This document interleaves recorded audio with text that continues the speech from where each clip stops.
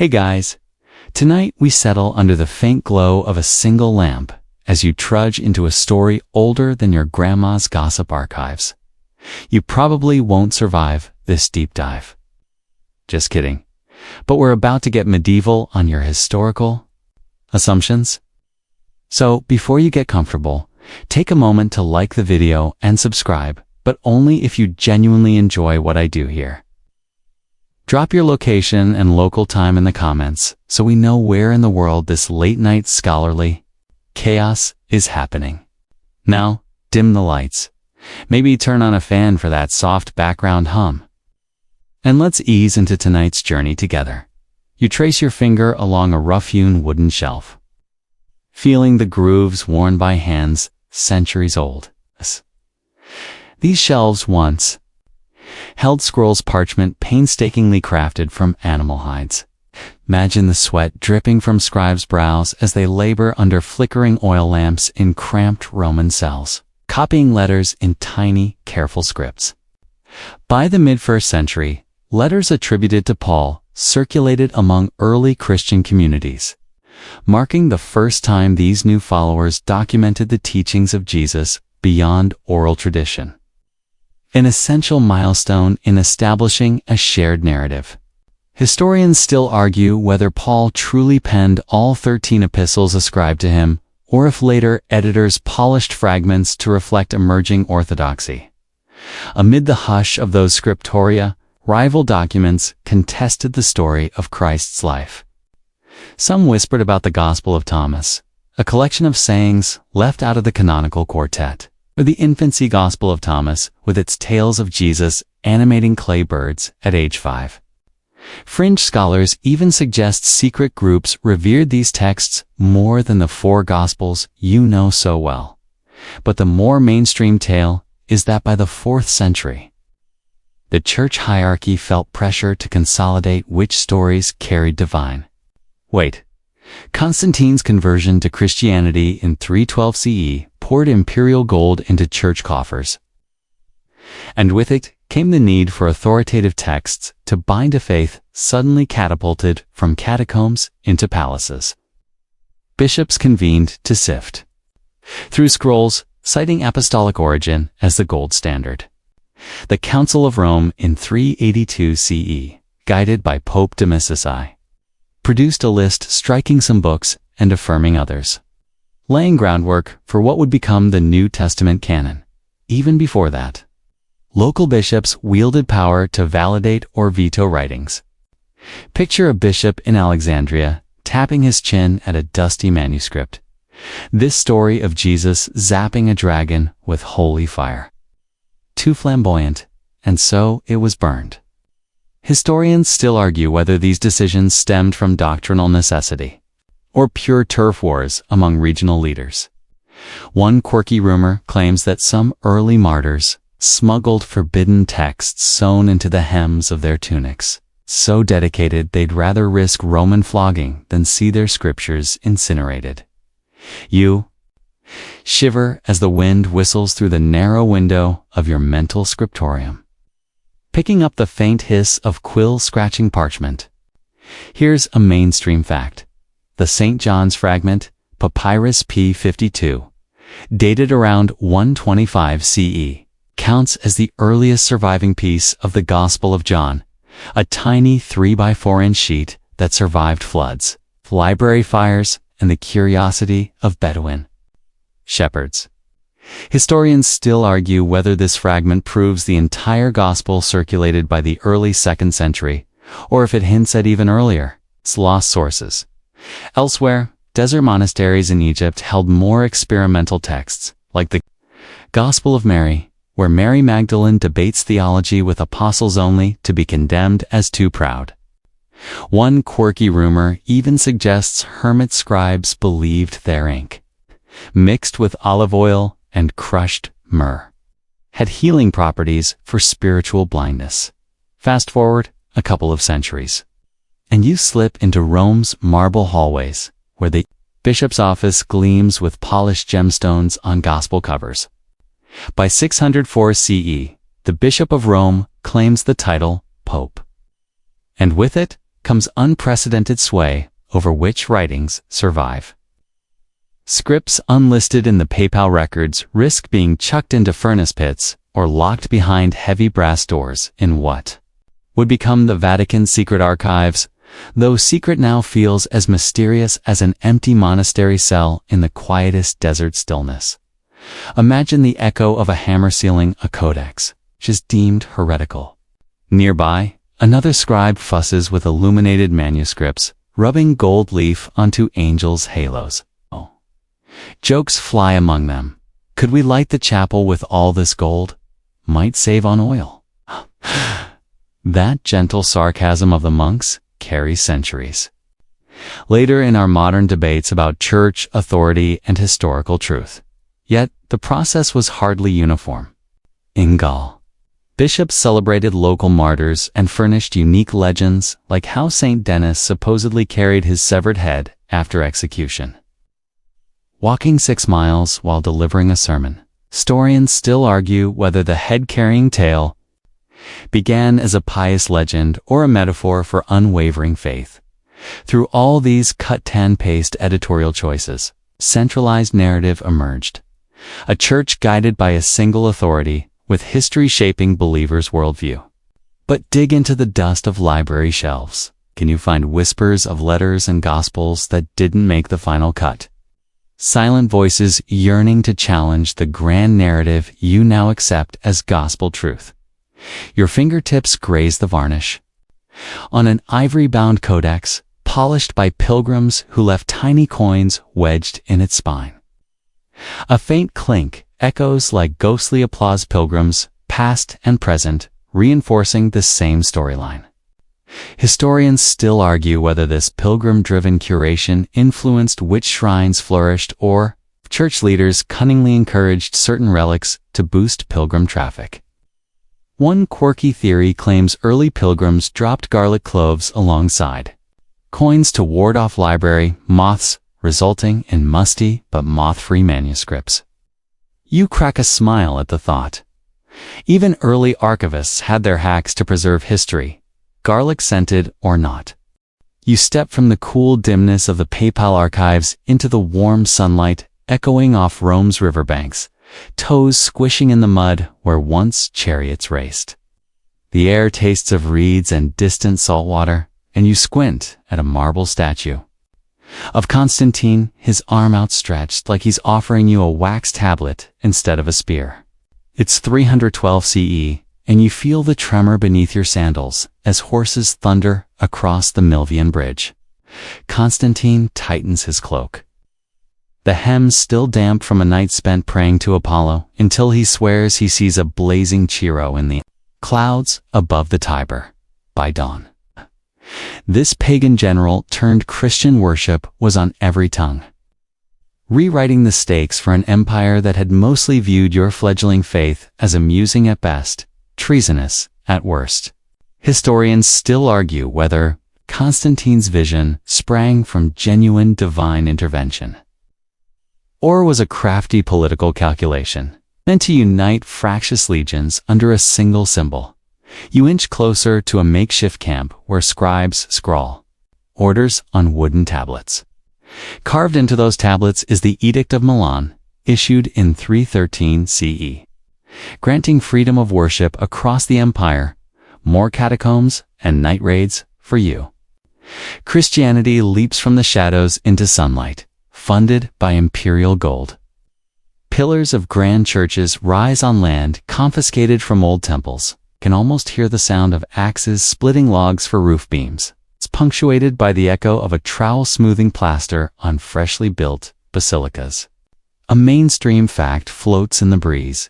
Within 10 years, Constantine commissioned more than 50 churches, including the original St. Peter's in Rome, fundamentally reshaping urban landscapes and signaling a shift in power toward your newly favored faith.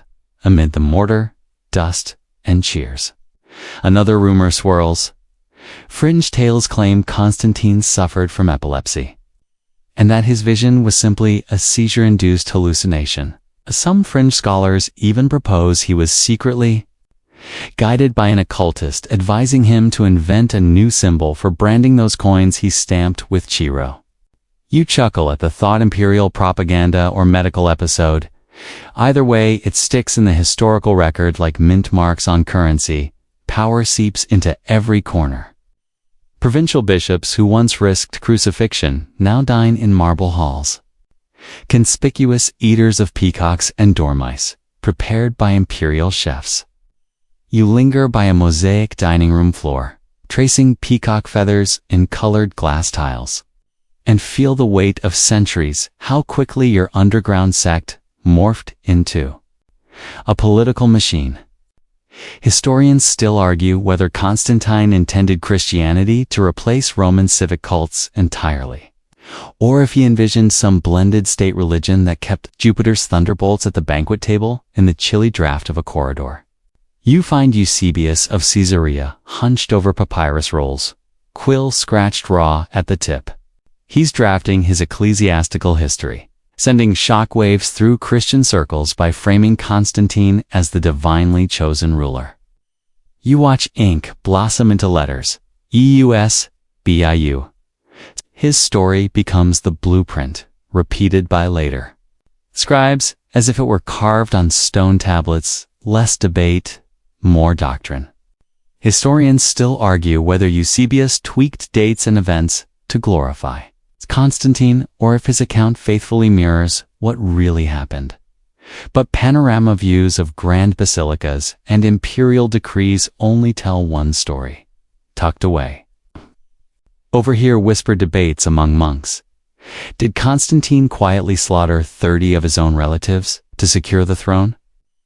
One fringe claim suggests he staged those purges to eliminate rivals, then spun elaborate miracles to mask the bloodshed.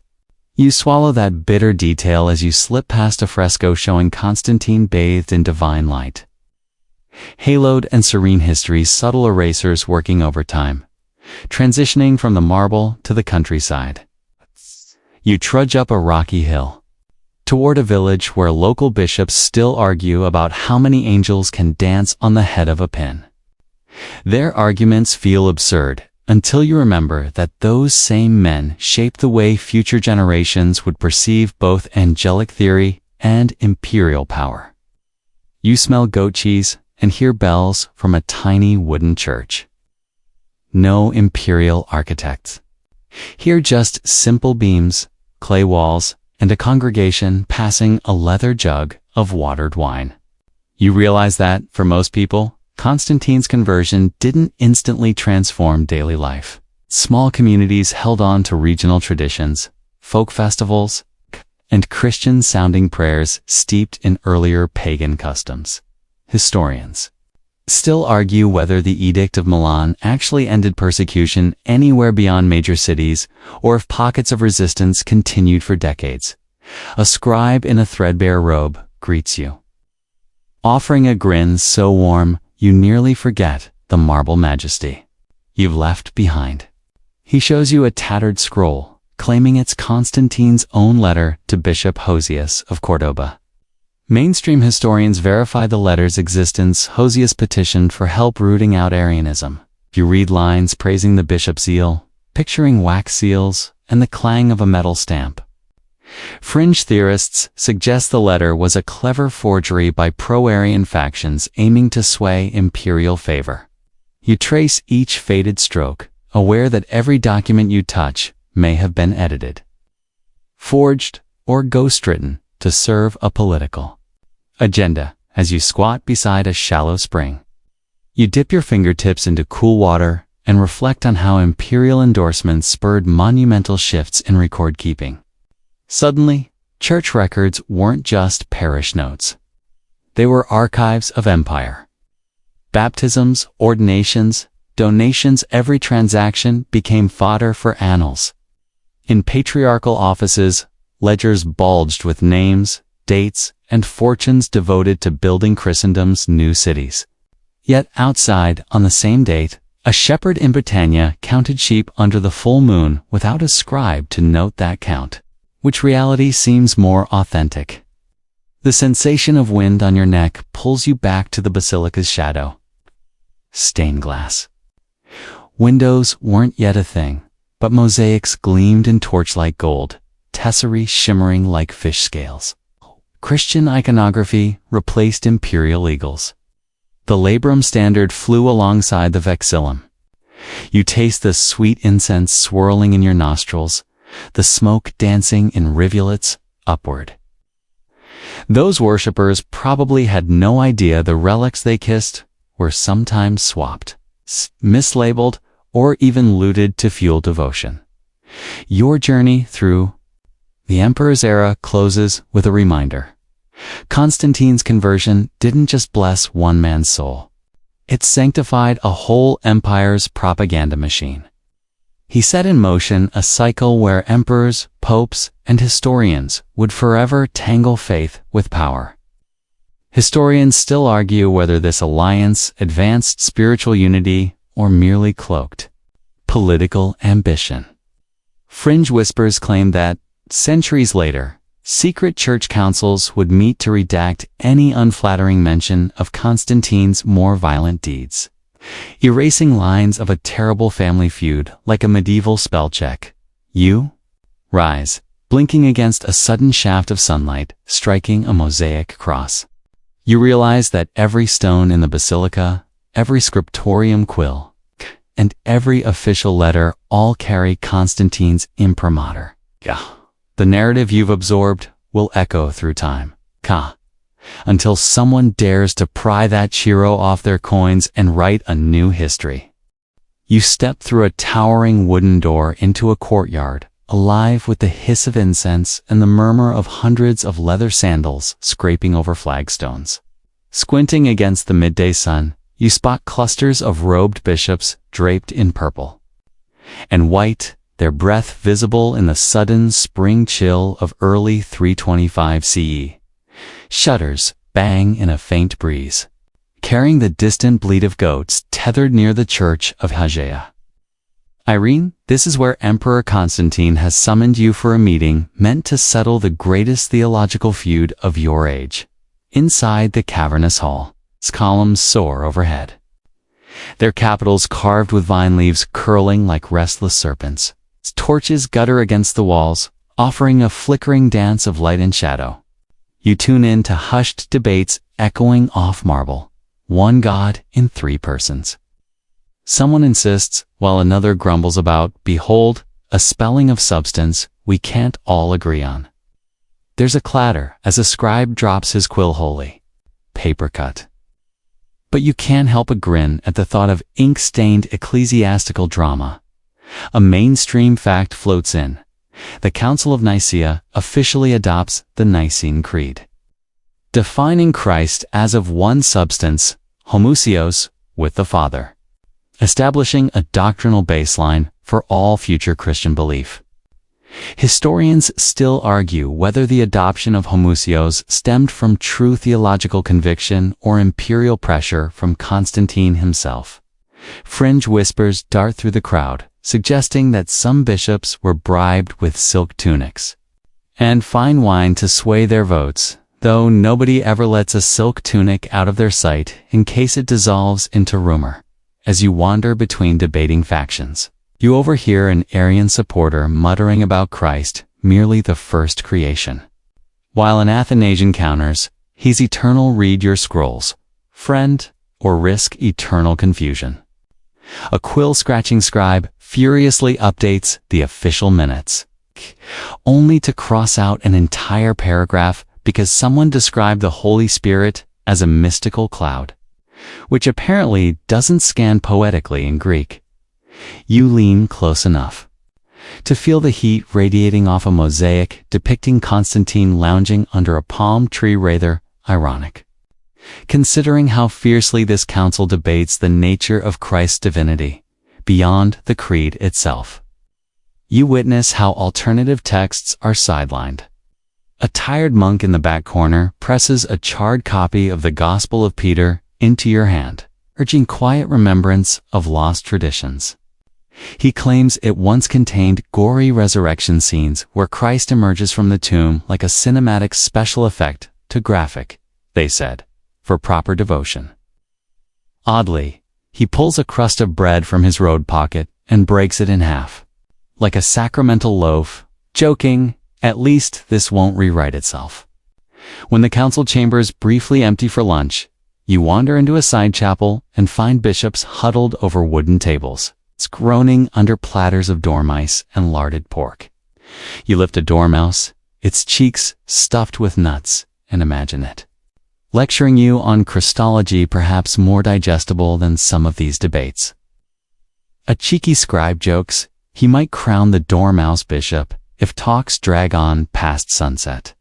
You nibble on honeyed bread and catch the metallic temps of unfiltered water from a ceramic jug studded with green enamel dot after finite hours of quibbling over commas and Greek prepositions. You return to hear the final reading. The creed is ratified. A low chant swells chants you've sung in dank catacombs now roar in the grandeur of an imperial basilica. Yet even as you stand in that tidal wave of unified voice, you sense the damp leather of other manuscripts hidden away.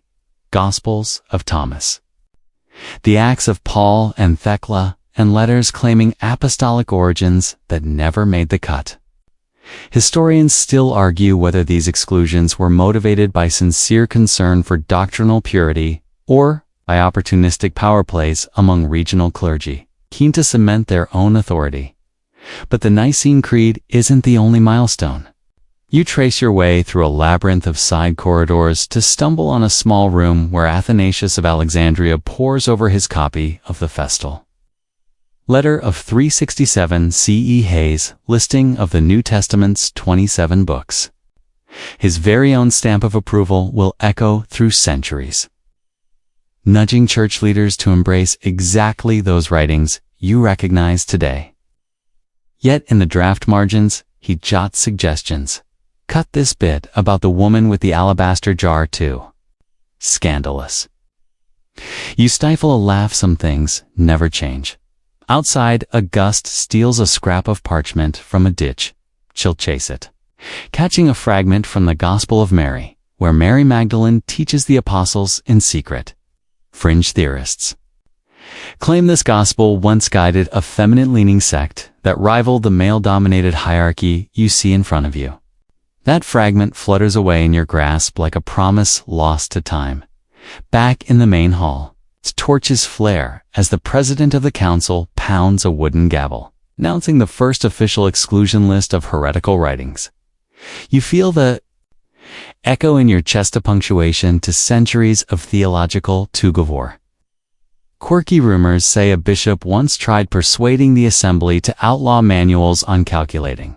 Batista, many disagreements on lunar math. You imagine monks pulling their hair out each spring to avoid a calendrical crisis. It's kind of like waiting for daylight savings time, as the final incense coils into the rafters and the council disbands. You slip into a cool hallway echoing with footfalls on mosaic floors. You pause beneath a carved relief, 12 apostles standing in a row, each painted a different hue. Their faces are serene, but you know each one represents a debate, won or lost some slices of history, cherished. Others branded heretical and cast aside. You exit into an orange-scented courtyard, where orange trees tremble under an afternoon breeze. A local vendor offers you a sugary wafer and claims it's a holy relic stolen from Concordia Monastery, another fringe tale.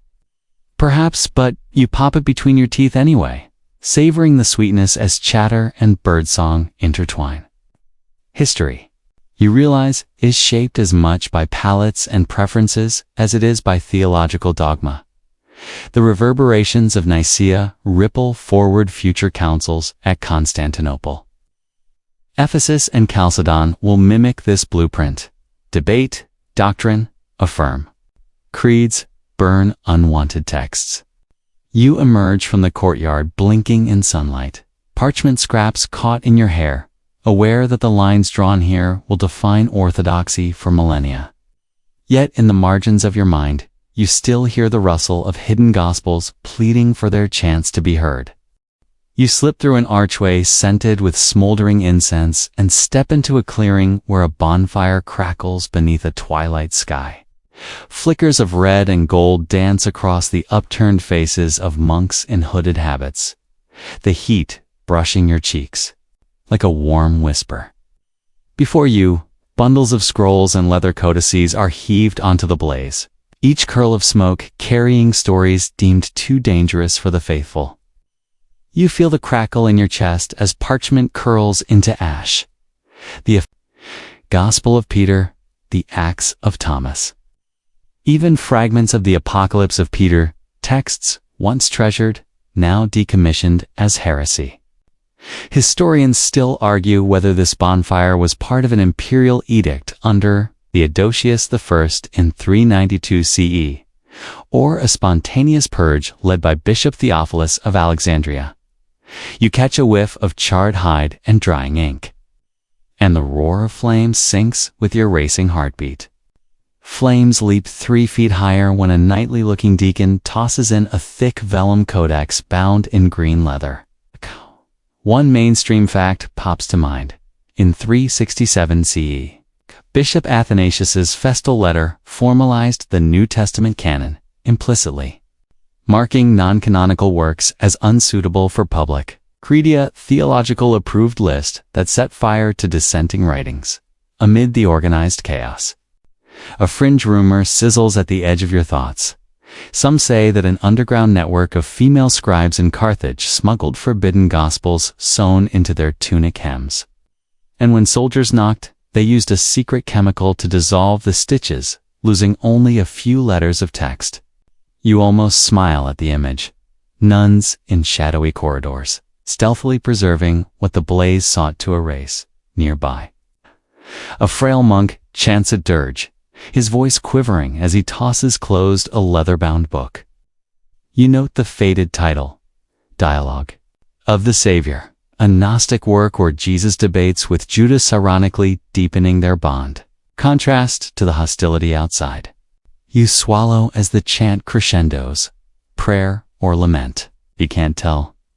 Moving closer to the fire's rim, you survey heaps of scroll cases stamped with the Chiro emblem as though once blessed, then retroactively cursed. A uniformed guard pokes at the pyre with a long pole, ensuring nothing survives the inferno. You see ash drift into your hair, each speck a vanished voice. Historians still argue whether imperial legislation like the Edict of Thessalonica in 380 CE merely encouraged local bishops to destroy heretical books, or whether it mandated an empire-wide purge. Your fingers graze a half-burnt fragment that slipped free of the flames, a single column from the Manichaean Psalm book. Its Coptic script, scorched but legible. Mani's followers, branded duelists, risked execution for teaching that light and dark waged cosmic war. Fringe whispers insist that some rank-and-file Manichaeans crafted clay sliders carved with secret verses, hiding them in the soles of their sandals, and ingenious firewall against book burnings. The air grows acrid as your nostrils flare, and you turn to see a second stack of books at the fire's edge. Here lie treatises by Nestorius, once Archbishop of Constantinople, exiled in 431 CE for arguing Christ's human and divine natures were distinct. His treatises on Mary calling her Christotokos rather than Theotokos go up in golden sparks. You recall that the Council of Ephesus declared his views heretical, effectively rewriting Mary's title in every liturgical manual from then on. A recording of laughter drifting between the monks snaps you back. A young brother teases another about accidentally burning his own missal. Imagine the Pope's face when he sees our contrition list. He jokes. Silly, but it warms you, even in such grim ritual. Human clumsiness peeks through centuries of solemnity. You back away from the fire to a stone bench.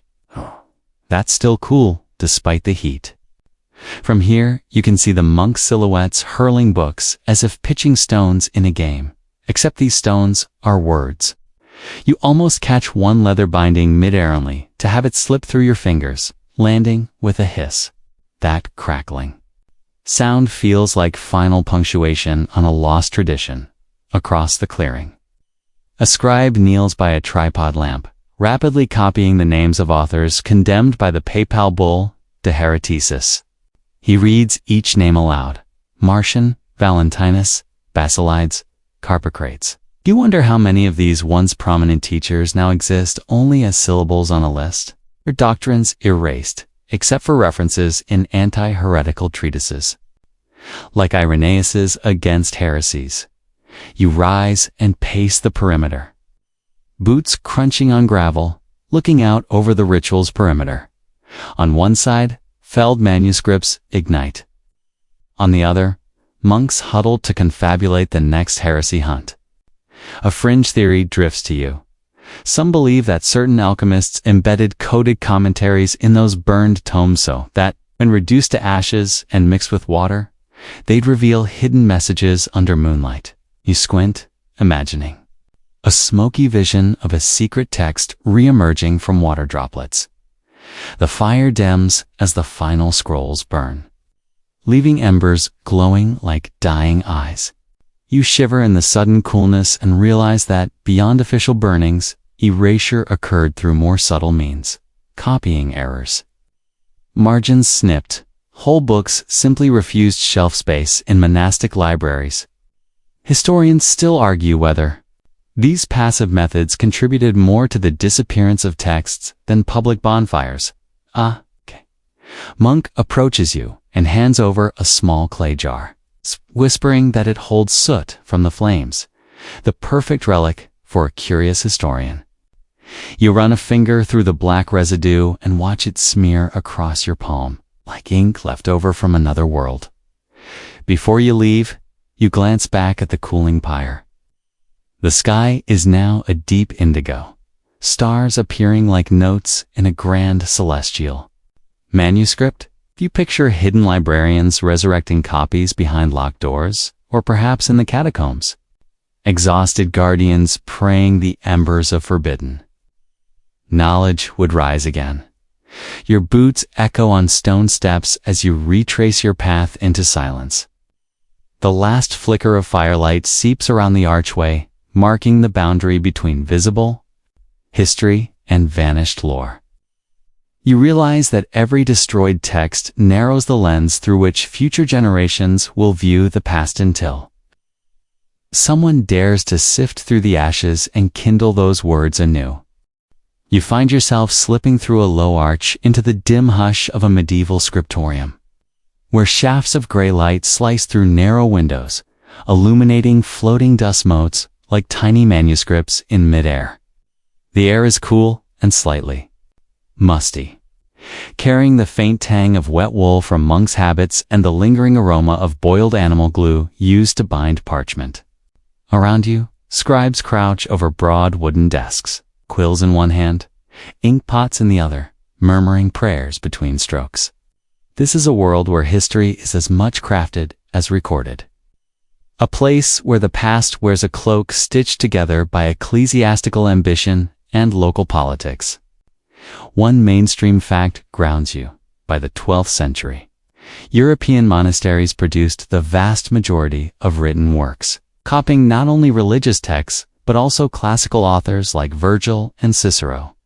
Without their labor, many ancient works would have vanished altogether. Historians still argue whether this relentless copying preserved these texts faithfully or introduced gradual distortions that align with monastic worldviews. You move among the desks, passing parchment sheets where Latin letters stand in neat columns. Here, the abbot of St. Gall has decreed that local saints' lives receive extra attention. You peek at a life of St. Gall, where the saint banishes a fearsome dragon rumored to haunt the forest near present-day Switzerland. A mainstream entry notes St. Gall's actual mission to found a monkish community in 612 CE. Yet a quirky rumor claims scribes later added the dragon episode to ensure villagers paid tithes for dragon-slaying relics displayed in the abbey church. You raise an eyebrow? Tithes for dragon spoons seems a stretch, but such embellishments were a handy tool to bolster local allegiance. Across the room, a particularly fervent brother is illuminating a glossary of fish types, an odd edition. You think, until you realize that some monasteries depended on fish sales from fast days. The lavish illustrations of carp and pike and shimmering gold leaf catch the light, reminding you that practical economics bled into scriptural copying. Fringe scholars whisper that some monks spliced bestiaries into gospels to curry favor with merchants. It makes you wonder where devotion ends and commerce begins. You step behind a scribe named Brother Elfric, who was recopying a chronicle of King Alfred the Great. The original text dates to around 893 CE and recounts Alfred's defense against Viking incursions, his reforms, and his translation of Latin works into Old English. Historians still argue whether Alfred personally oversaw translations or merely patronized scholars who did the work. Brother Elfric's version, however, includes extra flourishes.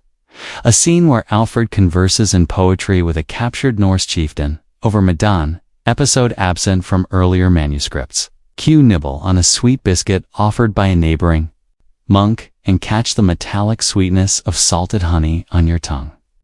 Pondering whether poetry ever swayed Viking hearts, or if it was a scribe's creative flourish to glorify a national hero.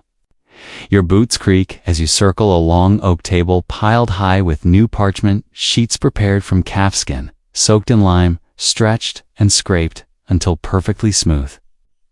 You run your hand across one sheet and feel faint ridges where watermarks once pressed against wet leather.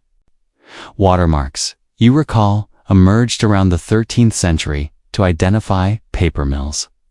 Historians still argue whether these early watermarks were simple branding or covert symbols signaling manuscript authenticity to secret scholarly circles. A fringe tidbit floats in your mind.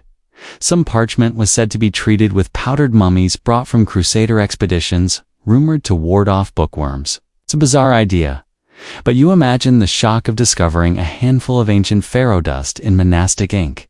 Behind a low screen, you overhear two novice scribes debating the best red pigment for initial capitals. One insists on vermilion, imported from Armenia, praising its brilliant hue. The other champions local ochre, cheaper but subtler. You lean closer, inhaling the earthy scent of the pigment binders as they argue in hushed tones. A monk supervising the novices jots a note in the margin. Consider supply chain costs for future manuscripts. You stifle a laugh, modern budgeting disguised as divine service. A monk with a scroll wrapped in red threaded cloth beckons you over. He unfurls it and points to a passage in a chronicle of Charlemagne, noting that in 800 CE, Frankish king was crowned Roman emperor by Pope Leo III. Mainstream consensus sees this coronation as the birth of the Holy Roman Empire. Historians still argue whether Charlemagne genuinely accepted a restored Roman mantle or if he tactically allowed the Pope to elevate him, forging a partnership that balanced religious legitimacy with political might. The scribe's rendition, however, adds a parenthetical note, and some allege Charlemagne's horse neighed scripture before the rite. A fringe story you recall hearing at a roadside tavern, likely more tavern tall tale than fact, yet charming in its absurdity. In a far corner, you spy a half-heiressed note in the margin of a gospel book. Do not speak of the bear under the altar. You ask a novice what this means. He shrugs and whispers that it refers to an earlier version where a bear attacked worshippers, removed to avoid frightening the laity. Fringe scholars suggest that local woodcutters once spotted a bear in the cathedral crypt, and scribes inserted the story to explain claw marks on the stone. Historians still argue whether such vernacular anecdotes belonged in sacred texts or were inappropriate interpolations by overzealous storytellers. You linger near a window, feeling the cool breeze prick your cheeks. Beyond the glass, you glimpse the abbey's orchard, pear trees heavy with fruit. Monks will later grind these pears into cider, sold to support manuscript work. You sigh at the cyclical nature of history. Trees sustaining scribes who rewrite the past for future patrons. A quirky footnote populates your mind. Some monks reputedly use cider to ink their corrections, adding a faint, fruity aroma to the parchment that centuries later would puzzle curators sniffing aging manuscripts. A young chantmaster waltzes through the scriptorium, humming melodies intended for Vespers. You catch fragments of Gregorian chants swirling in the air, a reminder that written text was only one layer of medieval memory. Oral tradition carried the rest: local legends, miracle tales, commonplace wisdom, often never inscribed, yet powerful in shaping collective identity. Historians still argue whether written and oral records aligned or frequently diverged, each molding the other in unpredictable ways. You notice the abbot approaching with measured steps, his velvet robe brushing stone floors. He surveys the room, then nods to a senior scribe, signaling a stop to a debate over how to describe King Athelstan's victory at Brunanburh in 937 CE. The abbot insists on emphasizing divine favor rather than military prowess. "People need to believe God's hand guided the sword," he says softly, as if whispering through centuries into your ear.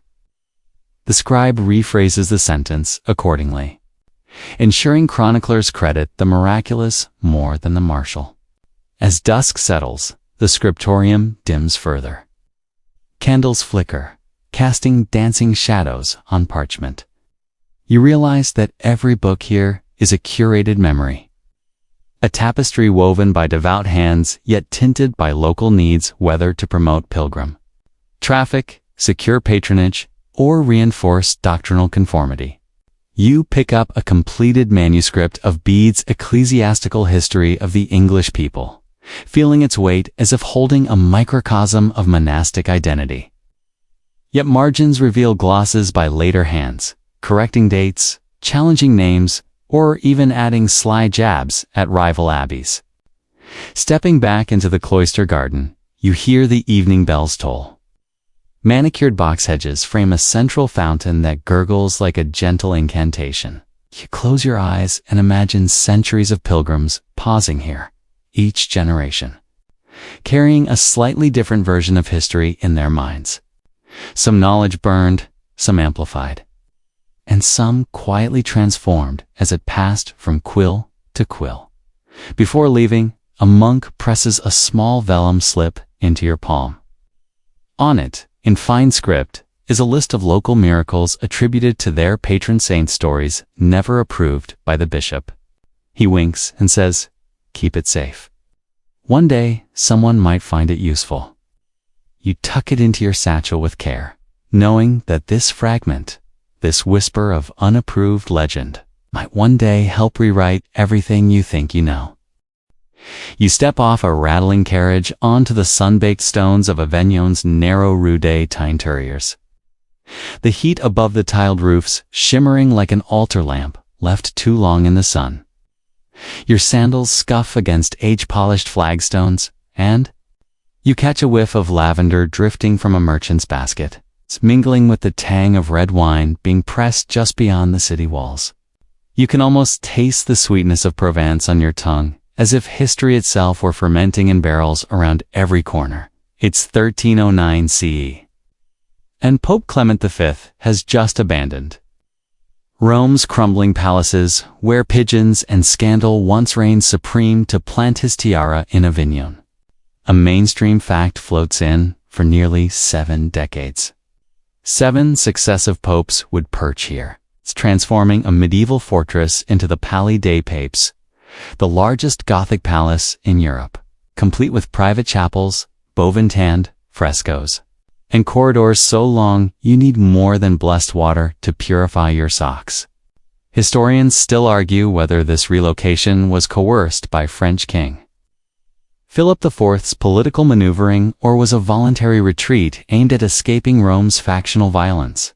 You navigate the palace's labyrinthine halls, where torches gutter against high vaulted ceilings and relief sculptures of winged monsters leer down at you. Your fingertips brush the rough-hewn wall as you pass a vaulted doorway guarded by 2 cardinals in crimson robes.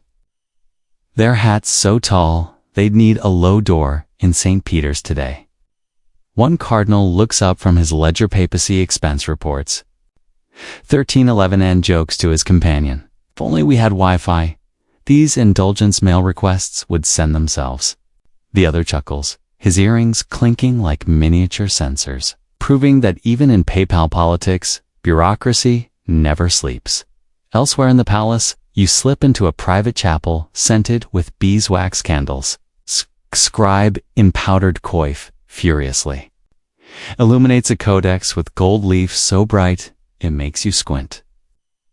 He whispers about the funneling of tithes from England and Germany to fund these grand halls teeths that once lined Roman bishops' pockets, now rerouted through avignons. Ledgers.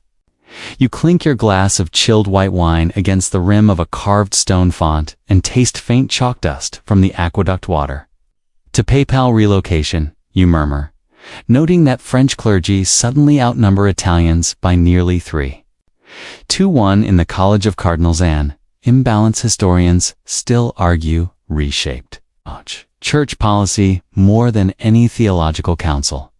As you wander down a marble-floored gallery, you pass a crescent of arched windows overlooking the Rhine River, its surface glinting in afternoon sunlight like a sea of polished chalices. Below, washerwomen scrub linen in a makeshift basin, their voices echoing in harmony with distant church bells. You lean out, catching the rhythmic slap of cloth and a stray giggle from the water's edge. It reminds you of the scriptoriums, chatter in a far-off monastery where monks debated the ideal red pigment. All lies. Here, debates concern PayPal bulls and French tax assessments rather than Latin illuminations. You push open a heavy oak door into the PayPal consistory, where cardinals in scarlet vestments argue heatedly over the latest excommunication list. One cardinal brandishes a parchment and declares, "We must denounce those heretics or they'll come knocking like bad debt collectors."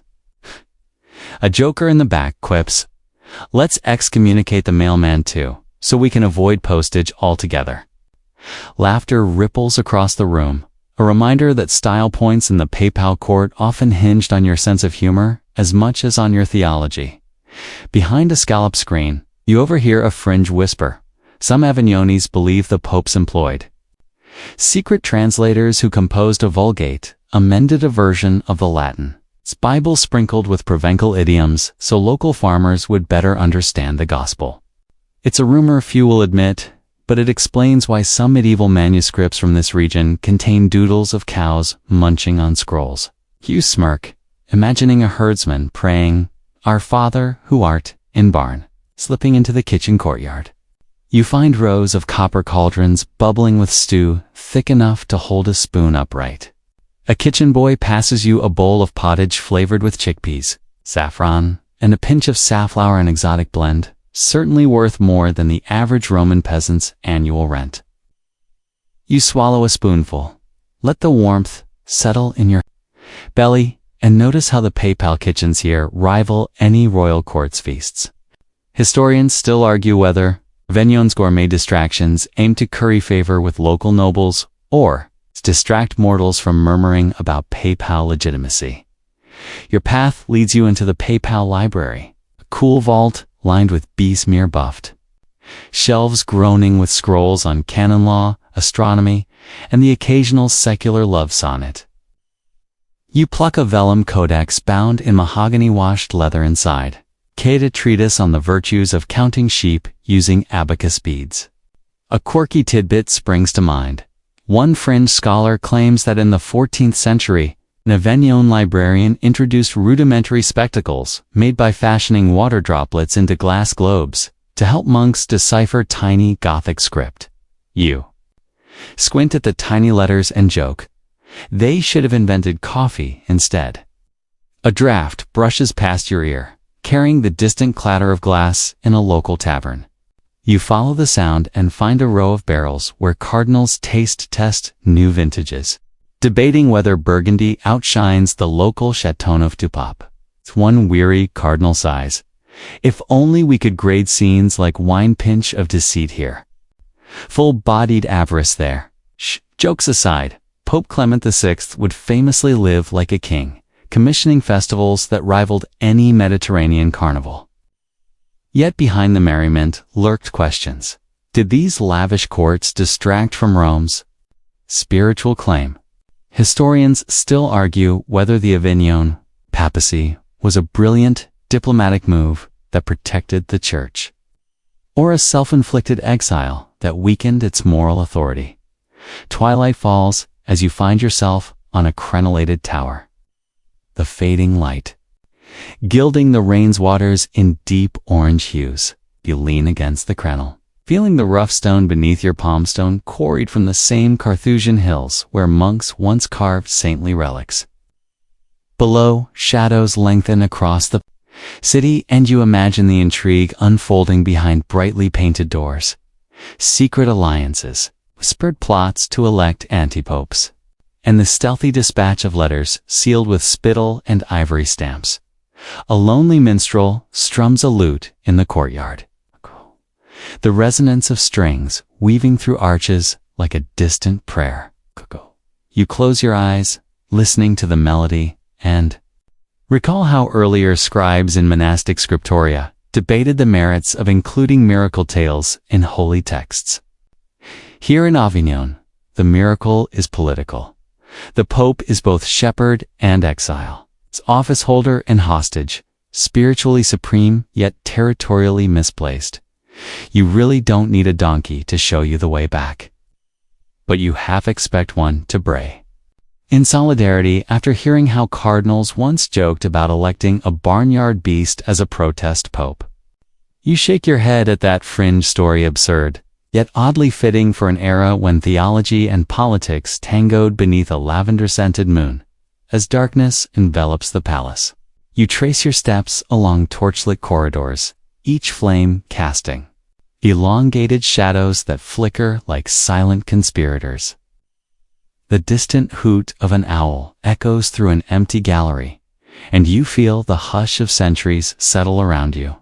You realize that relocating the papal court here reshaped how Europe perceived the papacy, not as an unassailable seat atop Rome's 7 hills, but as a movable feast subject to earthly power and taste in local wine. You slip out through a side gate onto a silent avenue where only the gentle creak of a winepress at dawn will disturb this medieval slumber. Lavender petals drift onto your cloak, and you tuck them into your pocket, fragrant reminders that even exile can bloom into something unexpectedly beautiful. The river's murmur fades behind you as you walk away, carrying the weight of 7 papal reigns and countless rewritten histories beneath the Provencal stars. You step lightly down a narrow cobblestone street, the echo of your footsteps mingling with distant church bells that still carry whispers of Avignon's lavender-scented intrigue. The year is 1440 CE, and you've slipped into Florence's sunlit piazza, where marble statues glint like newly minted ideas. A gentle breeze carries the scent of citrus from nearby orange trees. Imagine the same scent mingling with olive oil lamps and dusty scriptoria. Only now the oil finances humanist study instead of copying rote prayers. You pause beneath the replica of David, feeling the cool shadow of Renaissance ambitions settle on your shoulders. You wander into a candlelit chamber of the Medici Palace, where Petrarch's legacy still hums in the air. Manuscripts line shelves, their spines gilt-lettered, Cicero, Virgil, Homer voices dethroning the echo of medieval glosses. A tutor invites you to join a circle of humanists discussing classical Latin, rejecting the medieval sermons that once dominated every pulpit. One mainstream fact threads through their debate. Francesco Petrarch scoured monastic libraries in the 14th century, rediscovering Cicero's letters in the Abbey of Verona in 1333, sparking a revival of ancient rhetoric and scholarship. Historians still argue whether Petrarch's passion for classical purity inadvertently sidelined medieval theology or simply expanded intellectual horizons.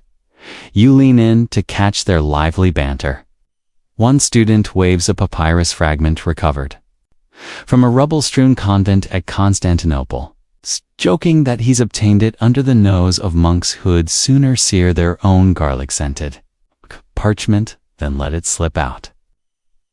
Fringe whispers claim some enterprising scholars bribed monastery kitchen hands to swap parchments soaked in lemon juice, fading official texts so they could extract hidden annotations from church fathers. You laugh, imagining a scribe's horrified face when his sermon on sin dissolves to reveal secrets about Roman baths instead. In a candle-warmed alcove, you spy Lorenzo Valla hunched over a desk, quill scratching at a treatise that will later demolish a centuries-old myth. He's lining up Latin phrases, dissecting vocabulary, proving the donation of Constantina documents supposedly granting papal authority over Rome was a medieval forgery. You feel your heart race as Valla reads aloud. For how could a document dated to the 4th century contain words first coined in the 8th? It's a scalding rebuke of Vatican-sanctioned history. Historians still argue whether Valla's philological sleight of hand was driven purely by scholarship or by subtle political motives to curb papal influence over burgeoning Italian city-states. You wander deeper into the library stacks, past shelves where illuminated Bibles lie next. 2 battered copies of Ovid's Metamorphoses. A burly porter offers you a glass of spiced wine. He calls it vino del letter, wine of letters, and points to a freshly unrolled scroll. It's a Greek New Testament, meticulously copied by Byzantine emigres fleeing Ottoman siege. Now, sprouting footnotes by Erasmus himself. You sip the wine and taste peppercorn heat mingled with sweet red grapes, pondering how Erasmus will soon publish this text in 1516, challenging the Church's Latin Vulgate hegemony. Fringe theorists claim Erasmus once hid illicit pages in his codexes, frontispiece pages condemning the sale of indulgence eyes, only to smuggle them out at night. Sealed between goatskin vellums, a schoolboy reciting Cicero's Catiline orations punctures the hush with a sharp quousque tandem, and you marvel at how humanist schools have replaced rote psalmody with oratory exercises. You pat the screen now. You don't have a smartphone, but you almost half expect an app to pop up suggesting handouts for Latin learners. Instead, a tutor hands you a parchment outlined in crimson and azure, a draft of Bruni's history of the Florentine people. He points to a passage praising republican virtues over monarchical decrees. We're re-editing history, the tutor murmurs, one civic trope at a time. Historians still argue whether Bruni's narrative truly reflects medieval Florence or idealizes a classical republic never fully realized. You step into the courtyard where scholars debate under arcaded lodges.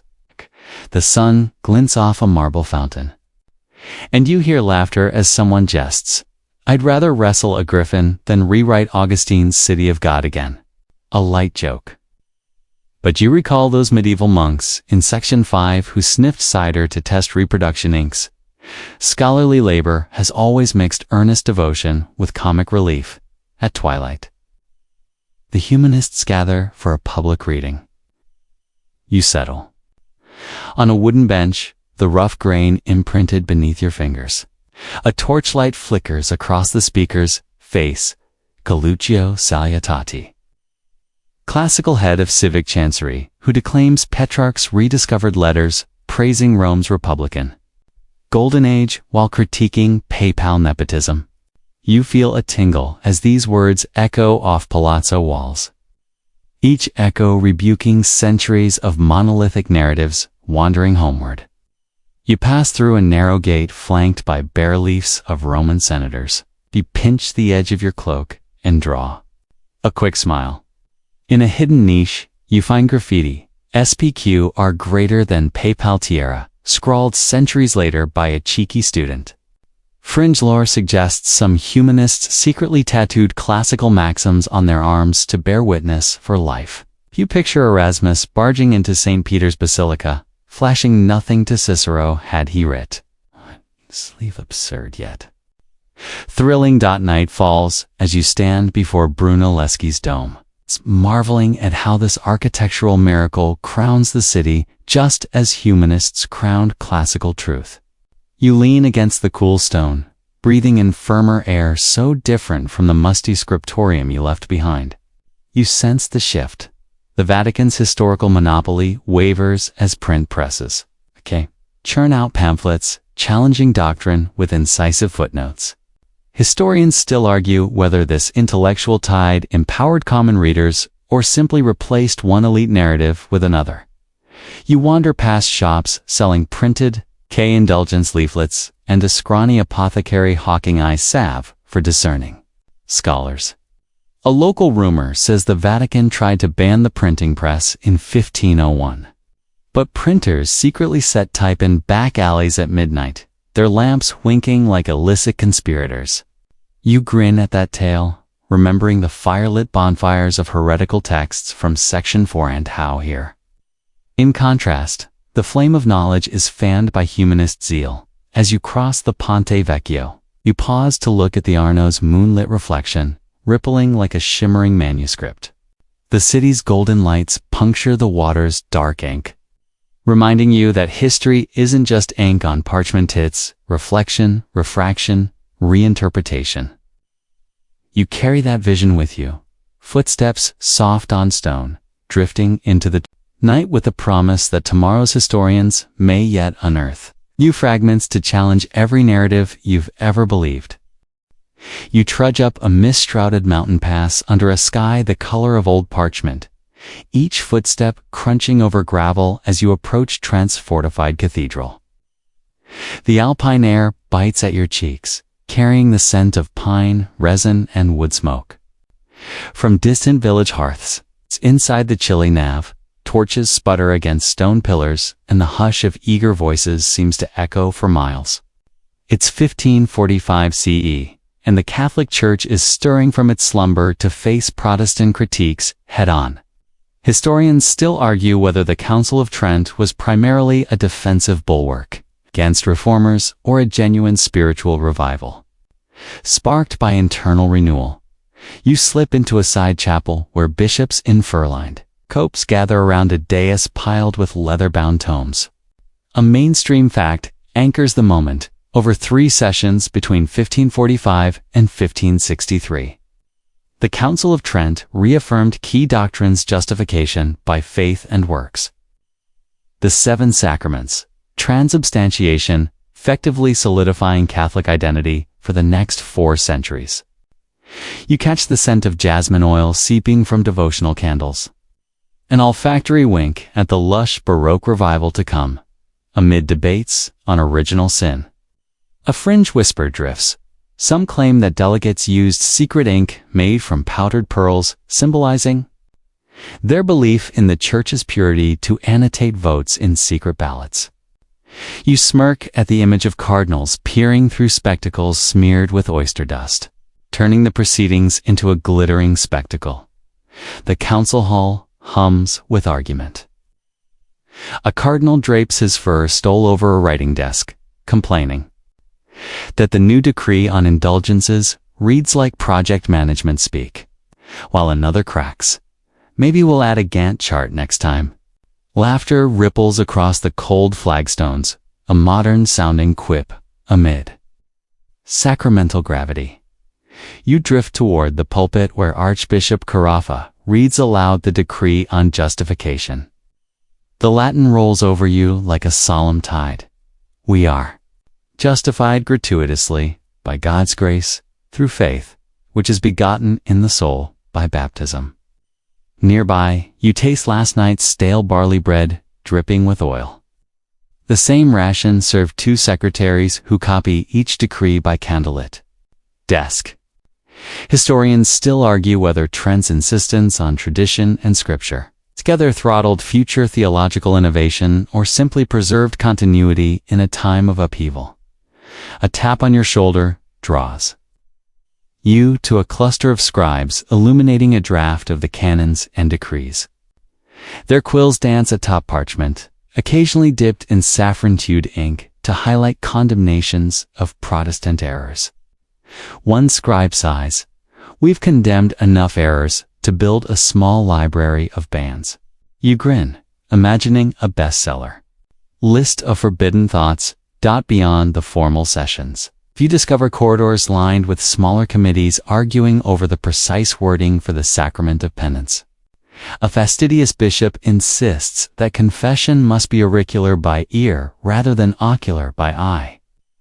Fearing that watchers might abuse the privilege, a younger aide jokes, next they'll ban eavesdropping devices disguised as holy water fonts. That playful jab reminds you how every detail here shapes doctrine and, by extension, it's how future generations will read church history. You lean against a marble balustrade, meeting the gaze of Venetian delegates sipping wine from a chipped ceramic cup.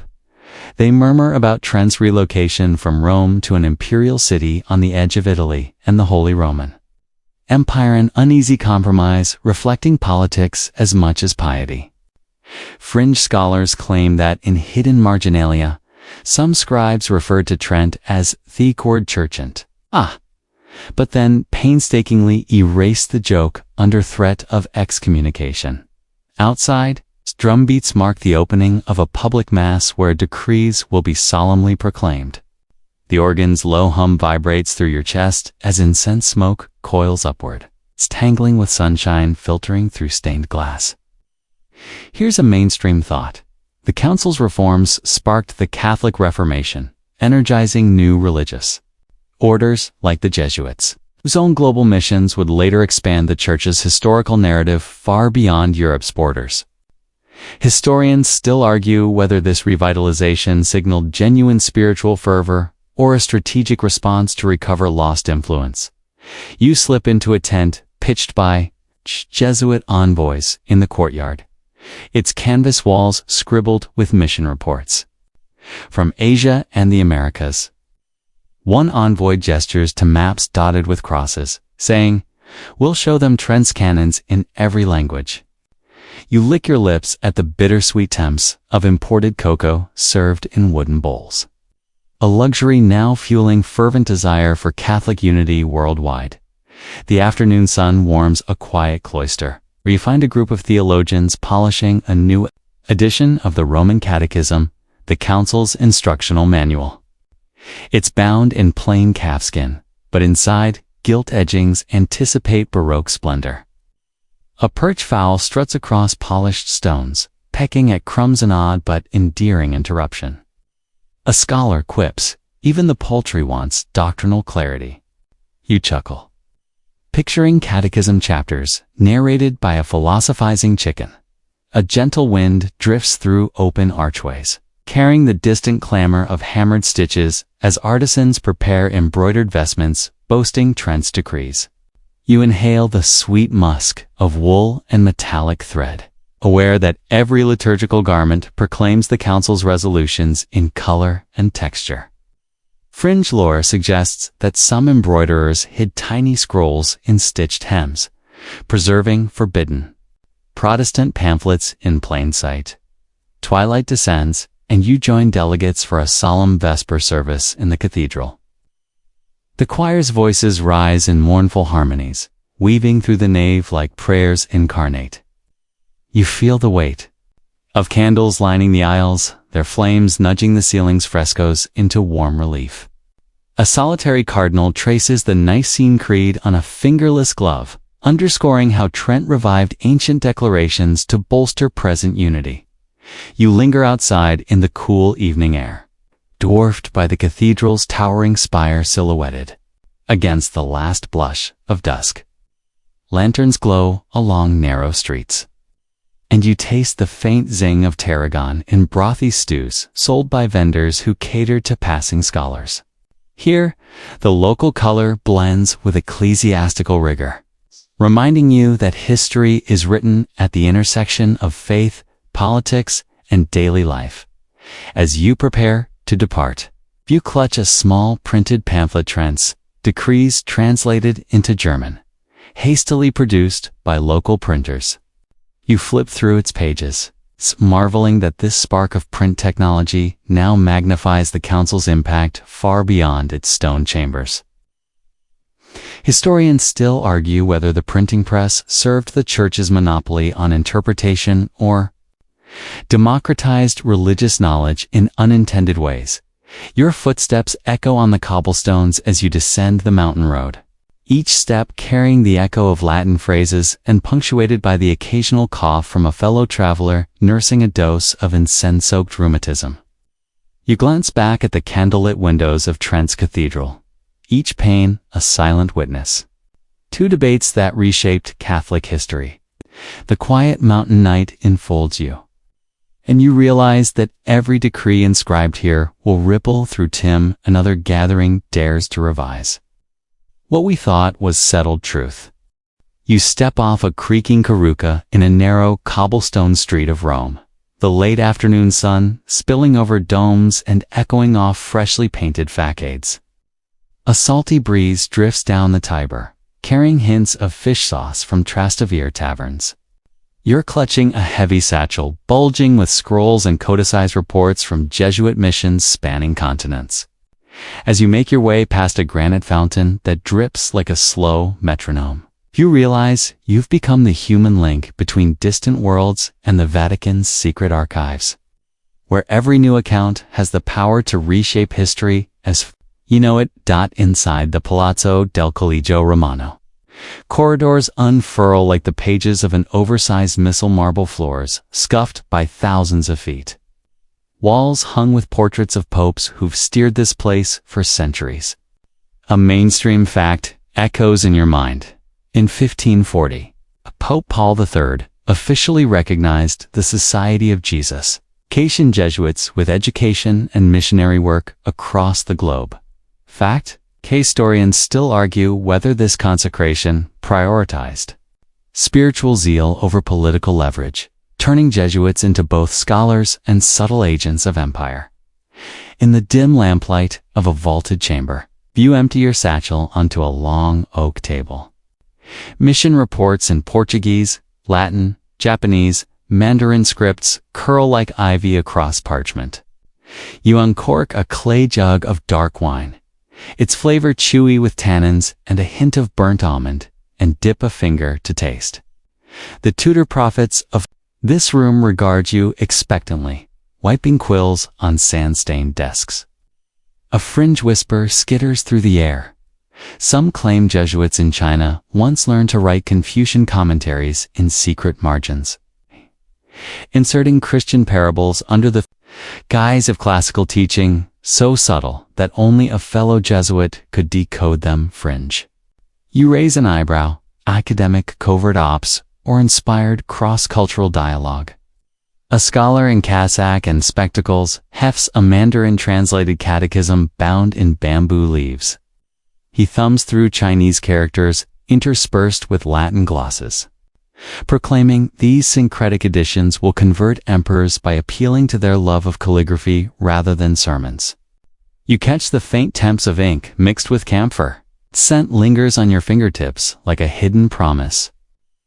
Historians still argue whether these adaptations represented genuine respect for local cultures or strategic peddling of Christian doctrine. Disguised in Confucian dress, you drift into an antechamber where models of Asian ships and Indian Kelenkins stand alongside maps drawn by Matteo Ricci himself, his hand sketched Beijing's forbidden city with such precision that European cartographers snapped up his atlas-like indulgences at market stalls. K. Tudor passes you a fragment of Ricci's journal, detailing the aroma of jasmine tea in a Ming court, the fluttering of silk banners, and his frustration when Jesuit brothers, back in Rome, balked at endorsing his cultural accommodation strategies. Fringe lore suggests Ricci once held a private Peking opera performance in the Jesuit residence to illustrate that drama could convey scriptural stories more effectively than Latin homilies. You almost hear the percussion of clappers and gongs. You pause by a row of tall wooden cabinets stamped Archivum Societatis, ISU, Opening one, you find letters from Francis Xavier describing the roar of Indian monsoon storms, the monstrous shape of Goan elephants, and the staggered fascination of Brahmin priests. You smell damp earth from the tropics captured in the paper. Fibers. A cheeky aside from a scribe behind you. He could have just written, "They drink cow milk and worship cows." But instead, he paints us an entire ecosystem. The scribe pours a drop of oil from a lamp onto the page to make the ink stand out. Okay? And you recall earlier monks fueling their manuscripts with olive oil and myrrh to heal spiritual blindness? Overhead, a vaulted ceiling fresco depicts Jesuits presenting globes to a seated popa, callback to Section 6's lavender-scented. A Vignon court where popes tested wines as vigorously as we test sources today. Here, it's knowledge that's the currency. You run a finger over the figure of Ignatius of Loyola, his eyes fixed on onward journeys. You sip more wine? Its smoky sweetness warms your chest. Nearby, a student displays an ethnographic sketch. Paraguayan Guarani wearing intricately woven breechcloths. Their bodies alive in charcoal and white paste. The artist notes Guarani myths of sky serpents and water lily stories that Jesuits recorded to better understand the hearts they sought to reach. A mainstream detail surfaces. Jesuit reductions in Paraguay created settlements where indigenous traditions were fused with Catholic rites, producing unique liturgies complete with native flutes and drums. Fact. Historians still argue whether these reductions preserved indigenous culture under protection or erased it under the guise of Christian community. You wander into a lecture hall where a professor rehearses an upcoming sermon on the universal church. He points to a world map dotted with Jesuit colleges from Lisbon to Macau. Each campus a node in a growing intellectual network. You hear his weary quip. Imagine global Zoom calls in hats and horsehair robes. The room trembles with chuckles. You recall printing presses in Section 7, churning out pamphlets challenging PayPal forgeries. Now you see presses turning Ricci's world map into a bestseller across Europe. A tender breeze drifts through open windows, carrying the scent of wisteria from a courtyard below. You drift down a stone staircase toward that courtyard, noticing a group of Jesuits practicing local folk dances they'd learned in India. Their sandals scrape against the stone like an anxious metronome. A fringe rumor haunts their steps. Some Jesuits in Goa allegedly wrote secret treatises arguing that certain aspects of Hindu philosophy anticipated Christian doctrine texts that the Vatican never published, fearing doctrinal contamination. You grin syncretic scholarship or forbidden fruit. Shadows lengthen as evening lanterns glow. And you step into a lecture where someone carefully translates a Yoruba chant using phonetic Latin script. The rhythmic repetition of ancestral words reverberates against vaulted ceilings, reminding you that history is as much oral melody as it is ink on parchment. Historians still argue whether the Jesuit focus on local languages democratized Christian teaching or imposed Western structures onto fluid oral traditions. Returning to the oak table, you assemble a new dossier for the Vatican. Excerpts of Ricci's dialogues with Confucian scholars, Xavier's notes on Shinto shrines, missionary sketches of Mount Fuji at dawn. You weigh each fragment, knowing they'll be scrutinized by the Pope's own cadre of theologians, some eager to incorporate fresh data, others anxious to filter out anything that unsettles established narratives. Hush! You taste the sweet Thames of anticipation, like opening a trove of uncut gems.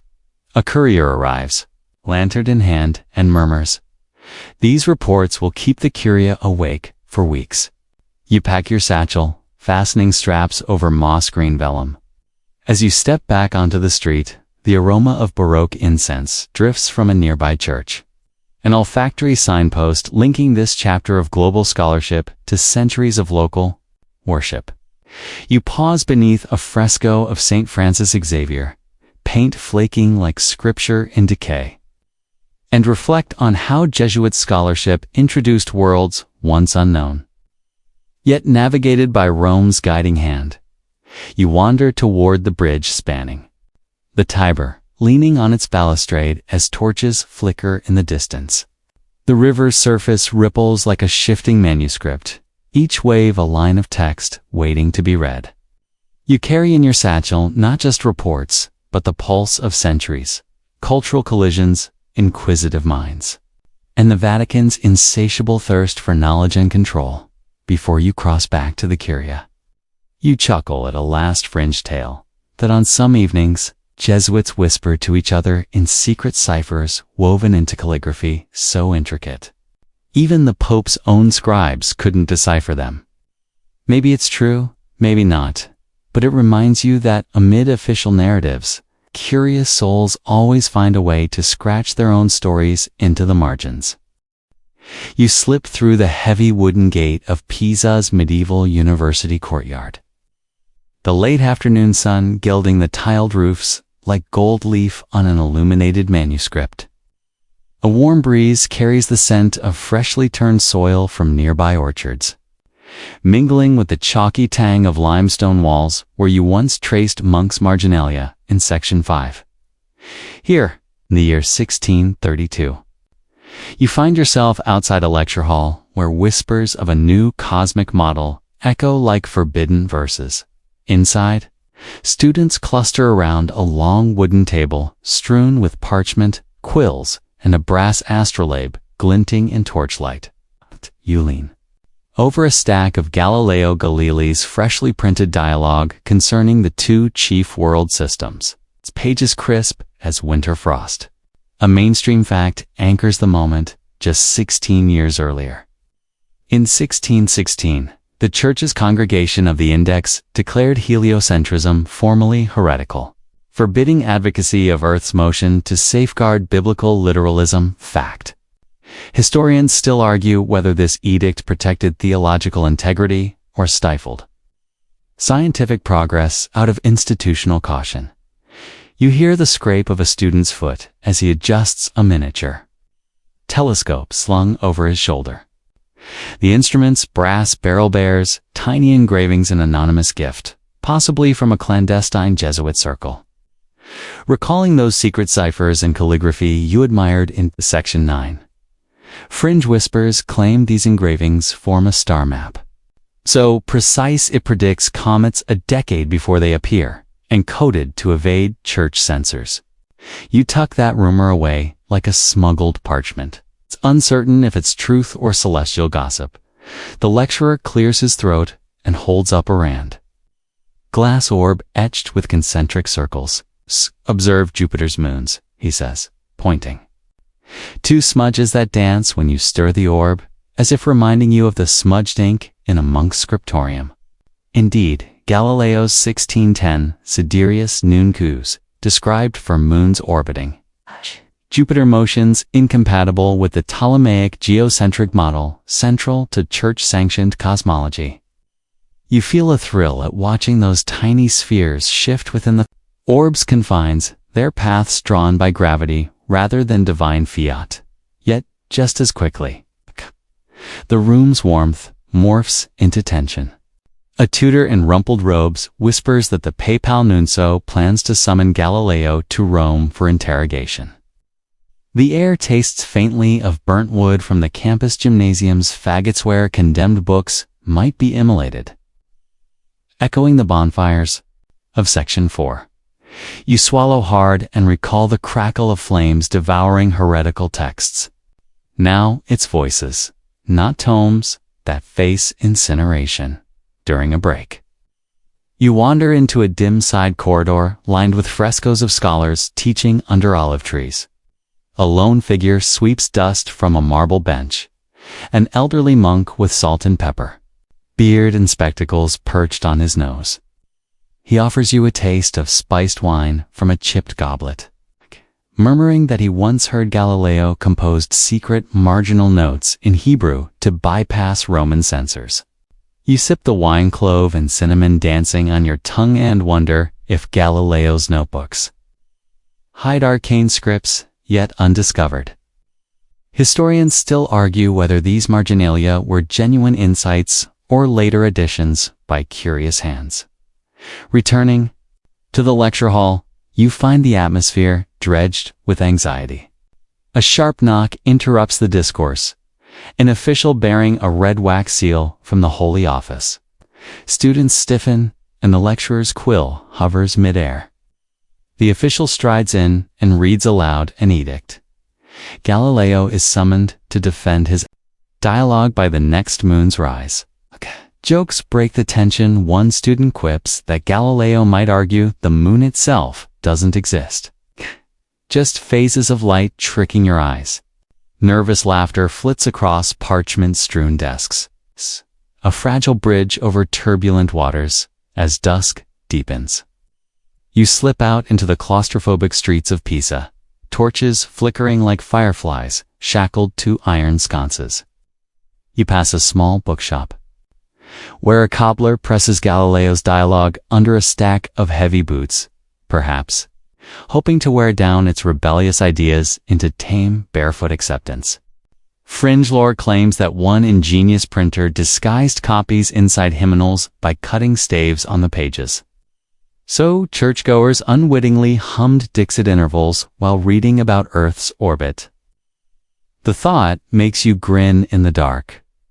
Sudden breeze ruffles your hair, and you catch the faint smell of camphor from a nearby apothecary. You recall Section 6's pontifical lavender from a Vignon scientific inquiry has its own sense. Camphor for clarity. Incense for propriety.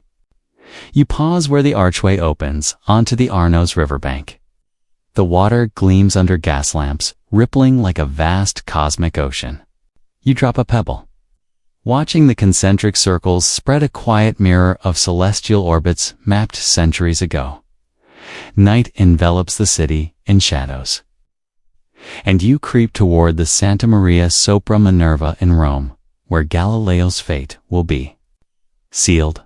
You can almost taste the dust motes swirling in the cruciform nave, where theologians will recite dicta on Scripture's immutability. A guard outside the church gate rests his hand on a halberd engraved with Chero. A callback to the labrum in Section 2. You wonder if that ancient symbol once guided Constantine's legions, it now guides armed men policing celestial discourse.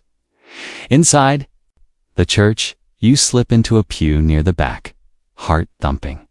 Candles gutter on marble altars, and you feel the cool brush of stone against your fingertips, a tactile reminder of monastic scriptoria you've walked through.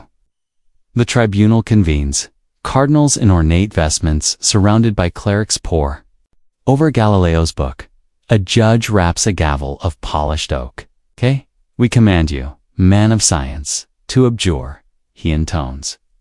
Historians still argue whether this forced recantation amounted to necessary defense of orthodoxy or a grave injustice that silenced a genius. You watch Galileo kneel on a cushion as he utters words that echo softer than a dying bell. "I abjure, curse, and detest the heliocentric opinions." The hush settles like fresh snow on the Sistine Chapel ceiling. A fringe anecdote drifts to you. Some say Galileo whispered the lines in Tuscan dialect so his students wouldn't understand the full extent of his regret. Whether that's true or not, the moment crystallizes the clash between revelation and reason. Summoned next morning to face house arrest under Pope Urban VIII's careful supervision, Galileo retreats to Arcetri. You accompany him up a narrow stairway to a modest study with a single window overlooking olive groves. Inside, a battered telescope stands beside a stack of pamphlets smuggled through PayPal checkpoints. You watch Galileo peers through the lens, his breath fogging the glass, mapping sunspots dancing across the solar disk, an act of poetic defiance. The air here smells of fresh parchment and candle grease. And you note his quill hovers above a blank page, poised to craft another treatise. He jokes hoarsely, they can confine my body, but not my mind. You laugh softly. His resilience mirrors the clandestine scribes of Section 4 who smuggled texts sewn into tunics. Even under watchful eyes, curiosity finds cracks to spring through in the final glow of sunset. You step outside Arcetri's walls. The valley stretches beneath you like a scroll unfurled, olive trees shimmering in the dying light. You breathe deeply, tasting earthy moss and distant smoke reminders that the natural world persists beyond any edict. As you turn away, you carry the weight of Galileo's recantation and his clandestine resolve. Aware that the ripples of this cosmic conflict will shape both scientific discourse and historical memory for centuries to come. You ease open a heavy bronze door carved with PayPal keys, the hinges whining like a distant confession. A rush of cool, musty air greets you, and you step into a vaulted corridor lit by a single swinging lantern. The walls are lined with towering metal safes, each padlocked with rings of iron so thick they'd shame a castle gate. You can almost taste the dust motes drifting on your tongue choky. It's ancient and strangely comforting, as though you've entered the deepest recesses of memory itself. Legend says you've breached the Vatican secret archives, now renamed the Vatican Apostolic Archives, whose collections stretch back to the 8th century. A mainstream fact anchors the moment. Officially opened to qualified scholars in 1881 by Pope Leo XIII.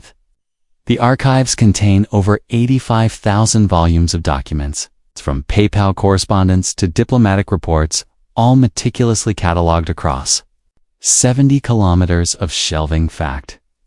Historians still argue whether this opening represented a genuine commitment to transparency or was a strategic gesture to deflect criticism of earlier secrecy.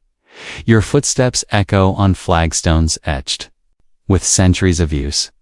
A guard's whispered greeting drifts from a distant post, his voice as low as a scriptorium chant. You follow the hushed chorus of muffled shuffles and the soft click of locks turning, moving deeper into the labyrinth. The air grows colder, tinged with a faint coppery scent of aged vellum and oxidized brass. You shiver, recalling how in Section 4 you felt heat from bonfires that consumed heretical texts.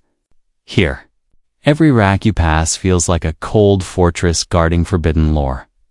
You reach a section labeled Registri Vaticani. Vatican registers ledgers of everyday transactions, PayPal decrees, and even requests for new chiming bells. A clerk offers you a slender white glove, joking, "No bare hands beyond this point, Pope's orders. Not mine." You slip the glove on and handle a leather-bound folio dated 1517. Inscriptions nearly erased by centuries of thumbprints. Historians still argue whether some of these early volumes were secretly annotated by spies from the Borgia court, eager to track appointments and donations for their own designs. A flash of candlelight bounces off something gleaming on a central table. A single vellum page encased in glass, rumored to be the only extant fragment of a letter from Pope Pius XII denying knowledge of Allied intelligence reports in World War II. You lean in, nose practically brushing the glass, tasting the metallic temps of wartime intrigue. Fringe whispers claim that other pages exist, hidden under false catalog numbers, and that some archivists swap inconspicuous keys to protect them, a historical game of hide-and-seek played in dead languages. Down a narrower aisle, you find a cluster of pigeonholes stuffed with rolled parchments. One is labeled Procesus contra Templarios in faded Inca trial dossier on the Knights Templar from the early 14th century. You draw it out, feeling the brittle parchment crackle like dry leaves underfoot. A mainstream tidbit reminds you that in 2007, the Vatican released some of these Templar records, revealing testimonies previously lost to rumor.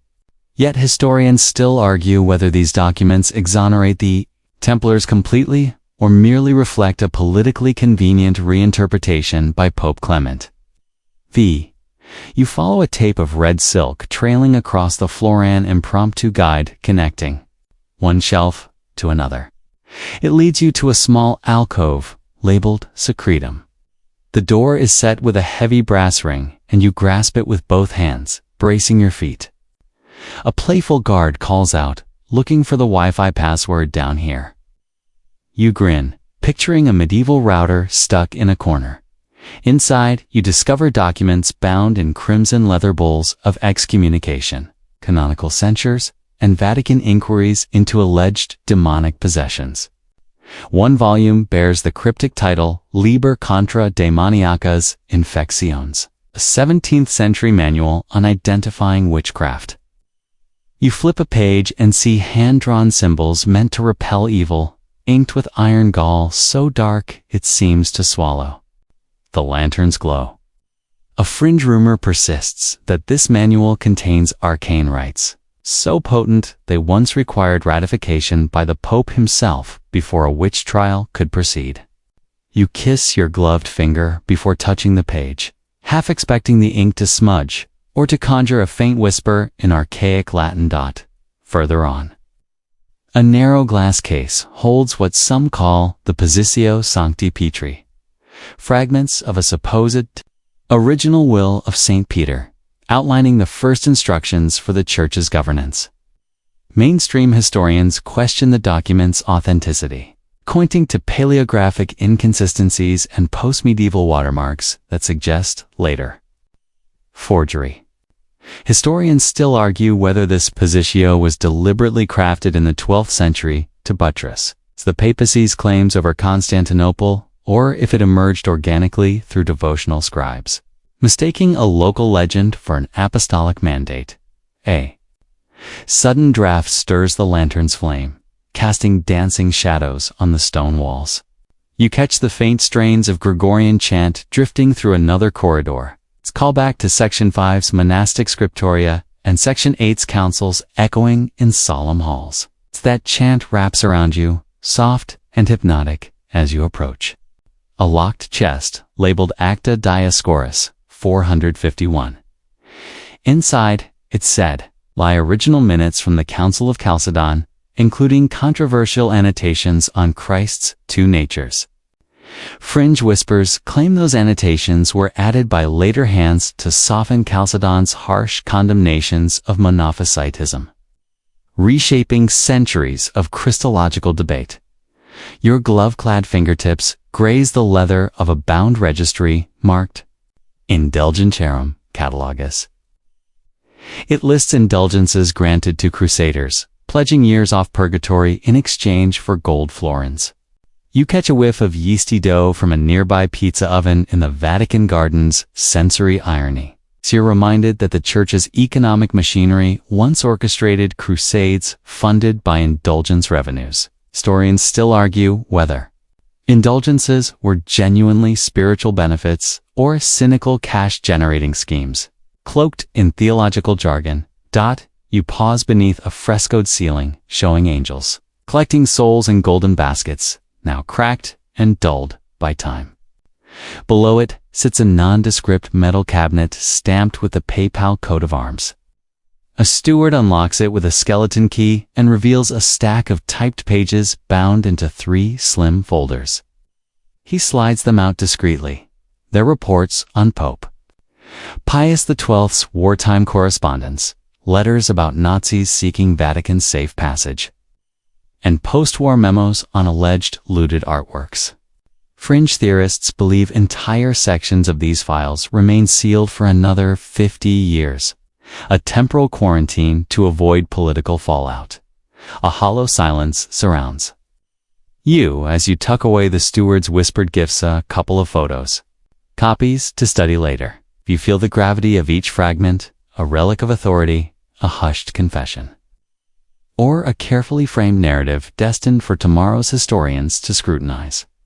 As you retrace your steps, the corridor feels longer, the lantern slimmer, and you sense the weight of secrets pressing behind each locked door. Finally, you reach the main archive hall where the guard retrieves your glove, giving you a curt nod. You step into daylight, blinking as bright sun slants across the piazza. The cool Roman breeze carries the aromas of basil and roasting coffee beans, grounding you back in the present.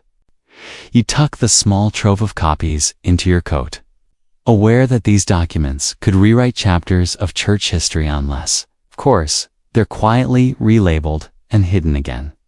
After all, the archive's greatest magic is convincing you they're complete while leaving the most explosive narratives quietly unfiled for the next curious soul to unearth. You slip into a hushed Vatican press room beneath the papal apartments, where the faint clack of typewriter keys clicks in rhythm like a distant prayer. The air smells of old wood oak shelves lined with filing folders and a sharp taint of short tang. A sharp taint of ink that curls your nostrils. It's 1942, and Pope Pius XII sits behind a polished desk, his fingers drumming on green leather as he prepares to address the world by radio. You press your ear against the old crystal receiver, tasting the faint, metallic note of electricity in the headset. This is the moment when Vatican narratives of World War II will be born. Some insist, carefully curated. A mainstream fact anchors you. On March 24, 1942, Pius XII delivered his first wartime radio message, decrying bloody and inhuman massacres without naming Hitler or the Nazis. Cautious diplomacy aimed at preserving Vatican neutrality and keeping open channels for clandestine rescue efforts. Historians still argue whether this oblique phrasing saved lives by enabling back-channel negotiations or signaled moral silence in the face of genocide. The press room's single lamp casts a pool of yellow light over stacks of bulletins for L'Osservatore Romano, the Vatican's newspaper. You run your finger along a freshly printed headline praising the Pope's divine charity in time of war. The letters raised slightly as if embossed. A Monsignor pops open a bottle of Tuscan red from behind a hidden cupboard, offering you a sip in a chipped china cup. The wine tastes of sun-baked grapes and dusty cellar's earthy, with a hint of cherry, just enough to steady your nerves as you ponder the power of print. Fringe whispers say the paper's editors sometimes rewrote Pius's drafts to inject stronger condemnations of communism while softening passages that might anger Axis powers. You swallow and wonder if those edits slipped beneath future historians. Radars dot beyond the press room. You navigate corridors thick with velvet drapes and Persian carpets matted by countless footsteps. The walls bear portraits of Pius XII's predecessors, their eyes seeming to watch your every step. You duck into a cramped transmitter chamber where a single technician sweats beneath tungsten bulbs, adjusting dials that crackle with white noise. You taste the faint ozone scent as he leans over the console, murmuring, "We must maintain clarity. Listeners need to hear every diplomatic nuance." Historians still argue whether these Vatican broadcasts influenced neutral countries or fell on deaf ears, swamped by Allied and Axis propaganda.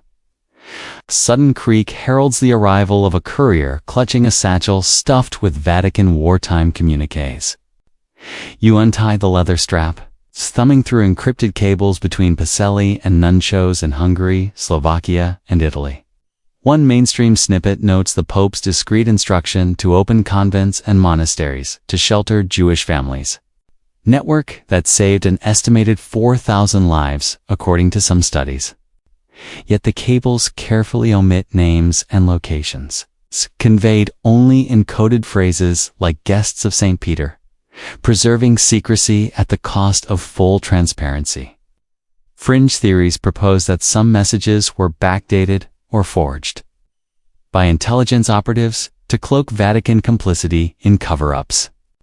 You stifle a chuckle at the image of spies in fedoras slipping anonymous notes under papal doors. Faint bell tones drift down from St. Peter's Basilica, intermingling with the steady hum of a newsroom. You follow the sound to find a group of journalists huddling around a wooden crate labeled official photographs. Inside lie glossy black and white prints, Pius in the grotto at Lourdes, blessing refugees wrapped in tattered blankets, shaking a French resistance leader's hand. You lift a photo, feel the glossy texture, and sense the weight of optics in crafting public memory. A reporter jokes, one well-timed snapshot, and you rewrite centuries of detachment. You grin, noting how images speak as loudly as words. A low voice behind you warns of Vatican censors poring over every photograph, sometimes doctoring negatives to remove military insignia or obscure fascist salutes. Historians still argue whether these visual tweaks were harmless image management or deliberate historical erasures. You place the photo back, the corner brushing your wrist like a muted admonition. In a shadowed alcove, you find shelves stacked with film reels labeled Vatican newsreels. 1943 to 45. You slip a tin from its canister. Footage of Cardinal Maglione visiting POW camps. Priests distributing loaves of bread under barbed wire. You smell the must of old celluloid, a whiff of vinegar as the film unspools on a flickering projector. The scratchy reel shows Pius's Easter message marching across the screen in intertitles. Appeals for peace rooted in Christian charity. Yet you notice one missing segment: an overt plea against racial persecution that sources claim was filmed but never released.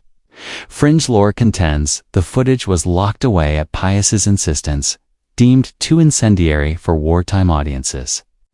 You blink against the flicker and wonder what other frames lie buried. Discreet knock at the cassette door precedes Monsignor Tardine, the Pope's right hand, bearing stacks of diplomatic passports, false identities provided to Jews and dissidents fleeing Rome. He hands you one slip of parchment, the Vatican's chrysanthemum card, granting safe transit across occupied territories. You feel its crisp weight, the red wax seal imprinted with crossed keys pressing into your palm. A mainstream observation: Vatican diplomats issued thousands of such documents, though they chose to keep their issuance opaque. Historians still argue whether these actions constituted a systematic rescue operation or piecemeal interventions driven by personal piety. You leave the press building and step out into a cobblestone piazza, where a harsh winter wind rattles shutters. The snowy hum of Rome at night envelops you as you wander toward a Jesuit retreat house near the Tiber.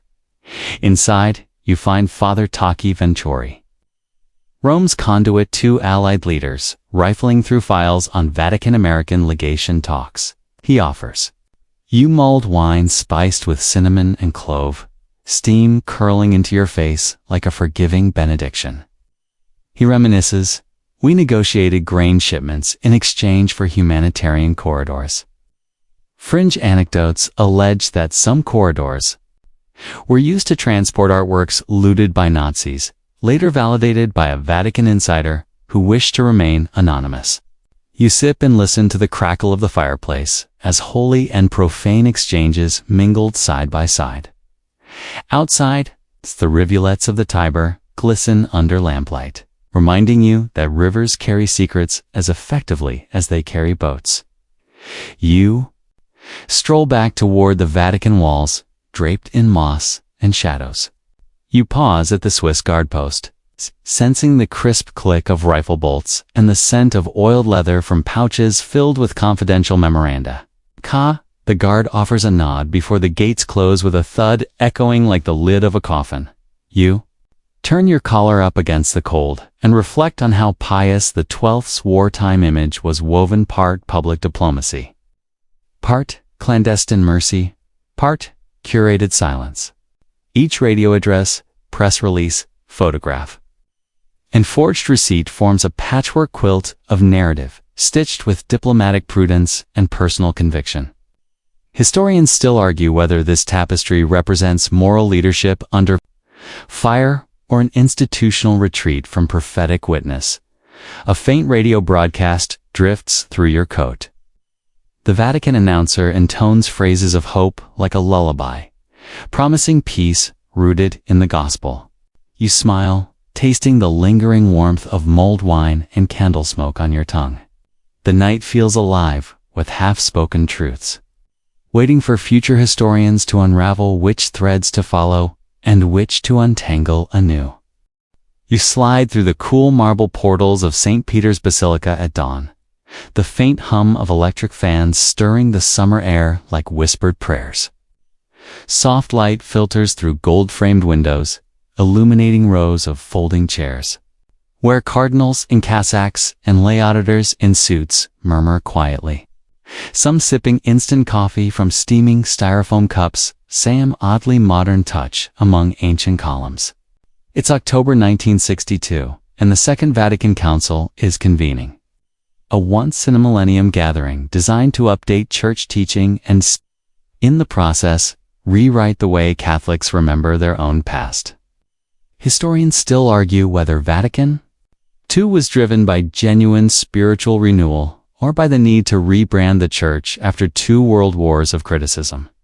You wander into a side aisle where Father KNG from Switzerland and Bishop Sheen from New York exchange nods over missal copies, their pages edged in gold leaf. A mainstream fact settles on your tongue. Over 4 sessions between 1962 and 1965, Vatican II produced 16 documents, including the landmark De Verbum, the dogmatic constitution on divine revelation, which redefined the relationship between scripture and tradition for the first time in 16 centuries. Historians still argue whether De Verbum opened the door to modern biblical criticism or simply repackaged ancient teachings in new language to appease secular scholars. The air carries a faint scent of jasmine from bouquets placed before the altars, mingling with the plastic-wrapped hymnals, one of the council's small concessions to convenience. You find a crack in the marble floor and kneel to trace a chipped mosaic tile.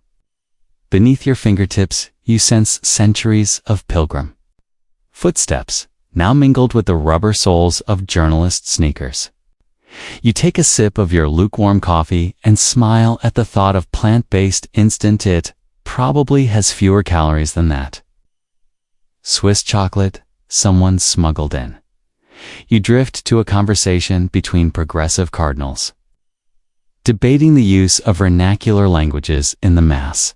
One cardinal exclaims, "Imagine catching your Sunday homily over shortwave radio, no Latin subtitles needed." A jovial murmur ripples through the crowd. Quick joke from a septuagenarian. Next thing you know, we'll have altar servers reading PowerPoint slides. Laughter echoes off the vaulted ceiling, reminding you that even epical reforms can't suppress a good one-liner. Kosh descends as Angelo Cardinal Roncallis, soon to become Pope John XXIII, enters, wearing his simple white cassock. The echo of his footsteps resounds like a gavel in a courtroom. You watch him approach the microphone, noting the grain in the wooden podium, polished by decades of addresses. He quotes Isaiah, "Behold, I am doing a new thing." Someone in the back jokes, "Let's hope the next thing isn't bigger shoes for the Swiss Guard." The assembly chuckles. It's the gentle sarcasm weaving into the council's tapestry. Beyond the opening addresses, you slip into an antechamber where drafts of the draft schema on the church's nature lie strewn across a trestle table. A monks in tweed jackets and cardinals in scarlet robes pore over paragraphs, quills in hand. You overhear a fringe rumor. Some insiders claim an early draft of Lumen Gentium included a clause recognizing extraterrestrial life as God's creatures, an idea quickly excised by wary theologians who feared headlines like "Church Defends Aliens' Salvation." You smirk, picturing late-night committee consultations under oil lamps, scribes erasing any mention of Martian sacraments. A bell tinkles, summoning you back to the main assembly. You pass photographers capturing black and white frames for newspapers. Worldwide, their cameras clicking like ravenous woodpeckers. A mainstream fact hums beneath your skin. Pope Paul VI would later close the council in December 1965, kissing the scroll of decrees so fervently that his lipstick left a crimson smudge, a quirky artifact preserved in Vatican photo archives. Proof that even popes leave fingerprints on history. Historians still argue whether that kiss symbolized wholehearted embrace of progress or a hasty gesture to finish an overwhelming project in a hushed corridor. You encounter a handful of journalists whispered to be the only non-Catholics allowed. Full access. One wields a portable cassette recorder, hoping to capture candid debates off the record. Fringe lore claims that some cardinals secretly recorded their own meetings on hidden tapes, later buried under Vatican tiles to preserve unfiltered opinions, an ecclesiastical time capsule no archaeologist has yet unearthed. You glance at a seam in the marble wall, imagining what conversations might lurk beneath, emerging into a sunlit courtyard. You smell the tang of cut grass from the Vatican gardens, where dignitaries pause for mid-morning breaks. A nun passes by handing out pamphlets in Italian, English, and Kiswahili, testament to Vatican II's emphasis on global outreach. You feel the grit of gravel under your loafers and recall earlier centuries when peasants knelt at stone altars, unable even to hear the Latin Mass. Now, voices rise in familiar tongues. Holy, holy. A triumphant declaration that lays siege 2 centuries of silence. At lunchtime, you join a queue at a folding table laden with sandwiches and canned peaches, simple fare, but shared amid swirling debates on religious freedom and ecumenism. A theologian bites into a Haman cheese baguette and quips that Paul didn't foresee cheese dialing up interfaith dialogue. You laugh and taste sun-warmed peach syrup, sweetness a fleeting comfort in a whirlwind of doctrinal visioning. By afternoon, you slip into a small chamber where ecumenical observers, from Protestant pastors to Orthodox metropolitans, offer feedback on documents. You hear a soft Armenian chant in the background and the rustle of Byzantine vestments. A mainstream thought. Glimmers. Vatican II's Unitatis Redintegratio encouraged reconciliation with other Christian traditions, marking a radical shift from excommunications past. Historians still argue whether this ecumenical push was genuine outreach or a strategic bid to shore up church attendance in a secularizing Europe. As shadows lengthen, you return to the main hall for the final session on religious liberty. Cardinal reads Dignitatis Humanae, declaring conscience inviolable by any earthly power declaration that will echo through subsequent human rights debates worldwide. You feel goosebumps as those words reverberate in the cavernous space, its acoustics carrying both promise and peril. A whisper floats by. They might have just handed the UN a new charter.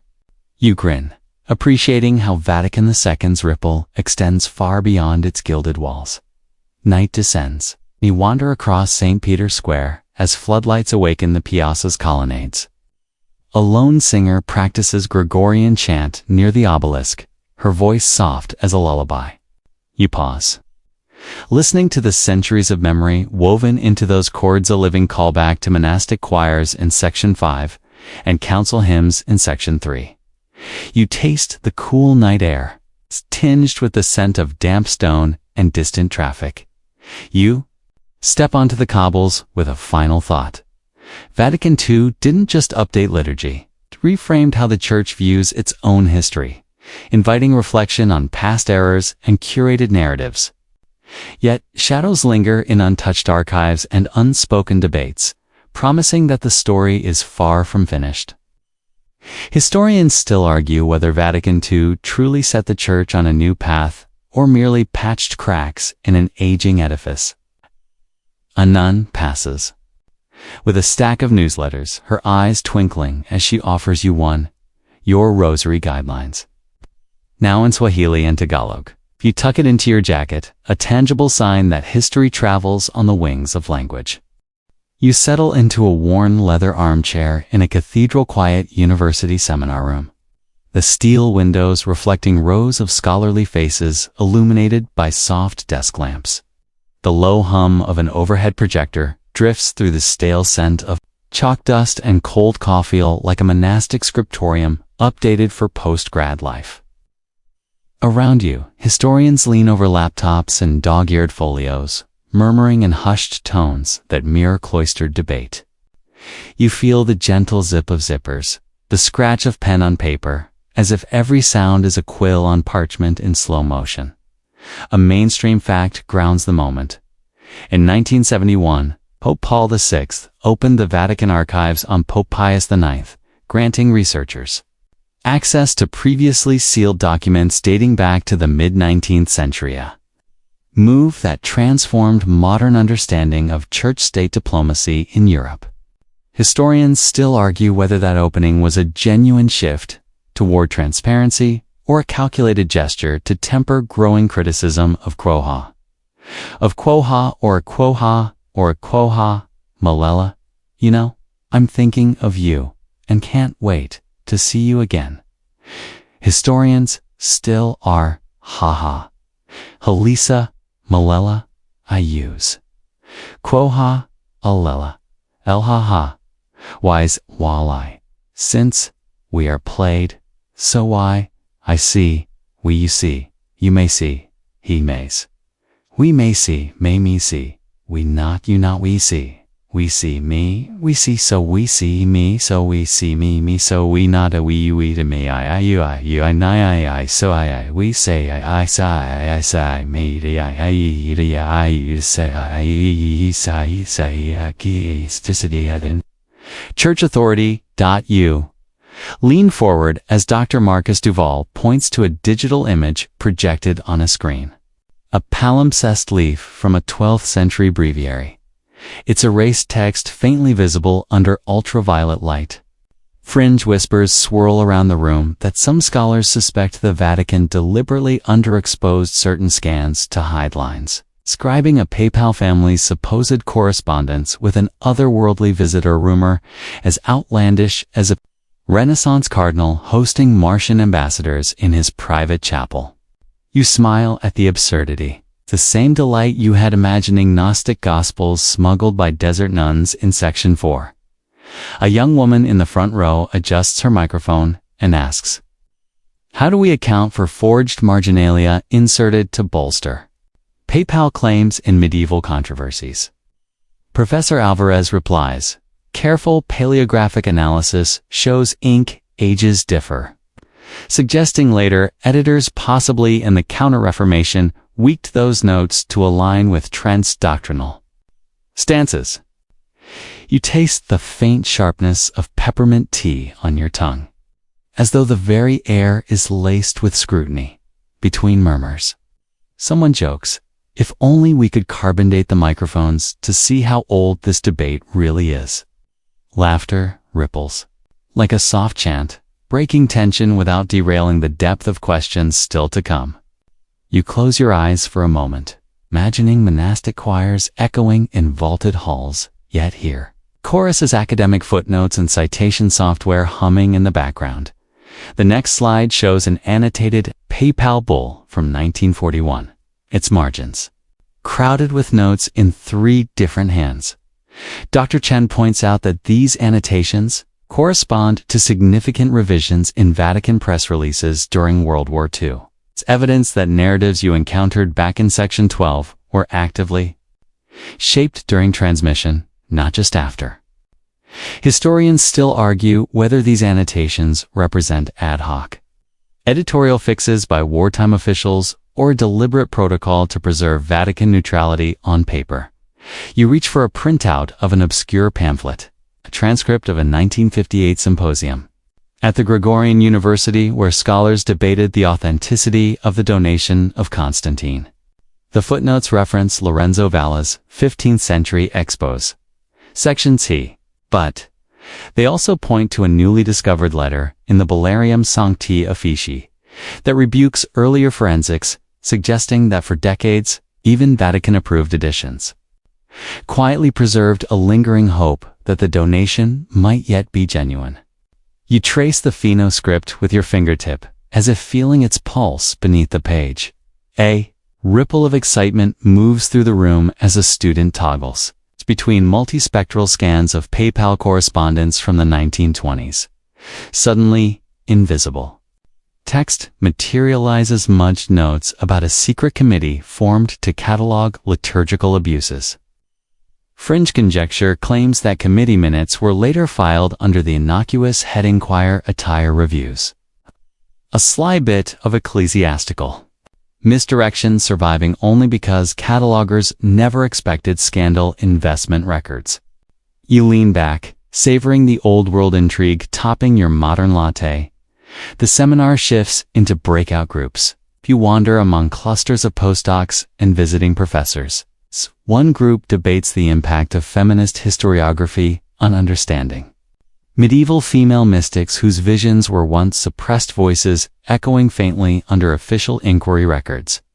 Another group pores over socioeconomic studies arguing that indulgences sold in Renaissance Germany functioned more as municipal taxes than devotional instruments.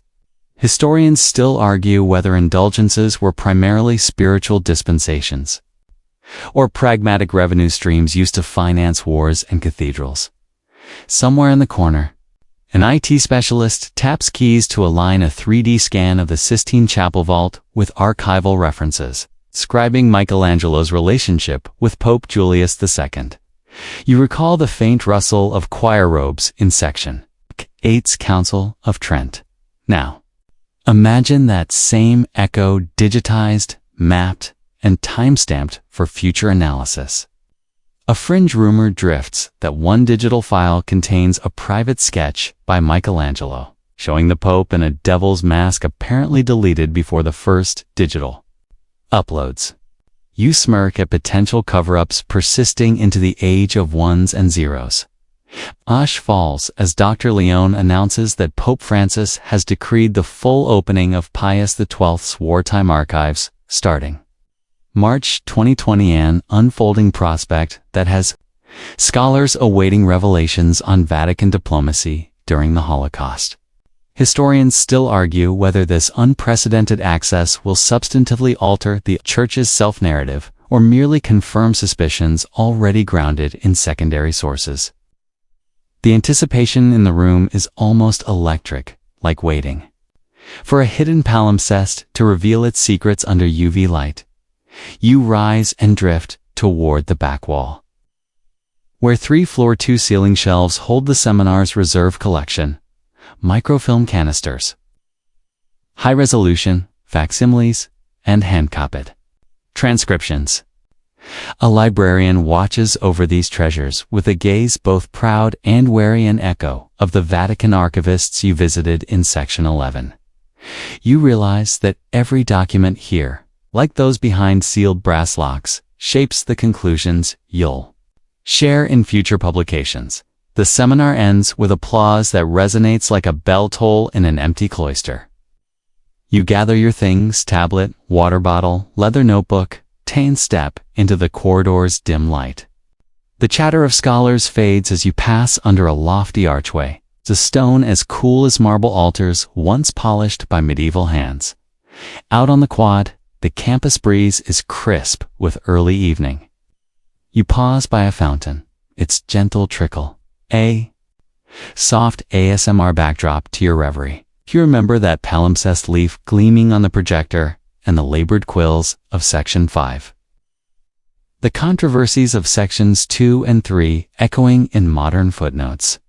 You realize modern scholarship doesn't just add pages to history, it re-edits margins, redacts old tropes, and sometimes binds fresh narratives in volumes unseen. You stroll toward the campus library, the lamplight casting long shadows across the lawn. The smell of damp earth rises as a final reminder. Like every manuscript faded by time, every historical narrative risks being overwritten unless someone listens with a discerning ear. Tonight, the room full of historians rests, but tomorrow, you'll join them, peeling back layers of Vatican history one archival fragment at a time. You settle before a softly glowing laptop screen in a dim home office, the hum of its fan blending with the distant thrum of traffic on cobbled Roman streets in your mind. Your fingertips hover above the keyboard as you load the Vatican's digital portal, watching thumbnails of illuminated manuscripts flicker into view like stars dotting a virtual firmament.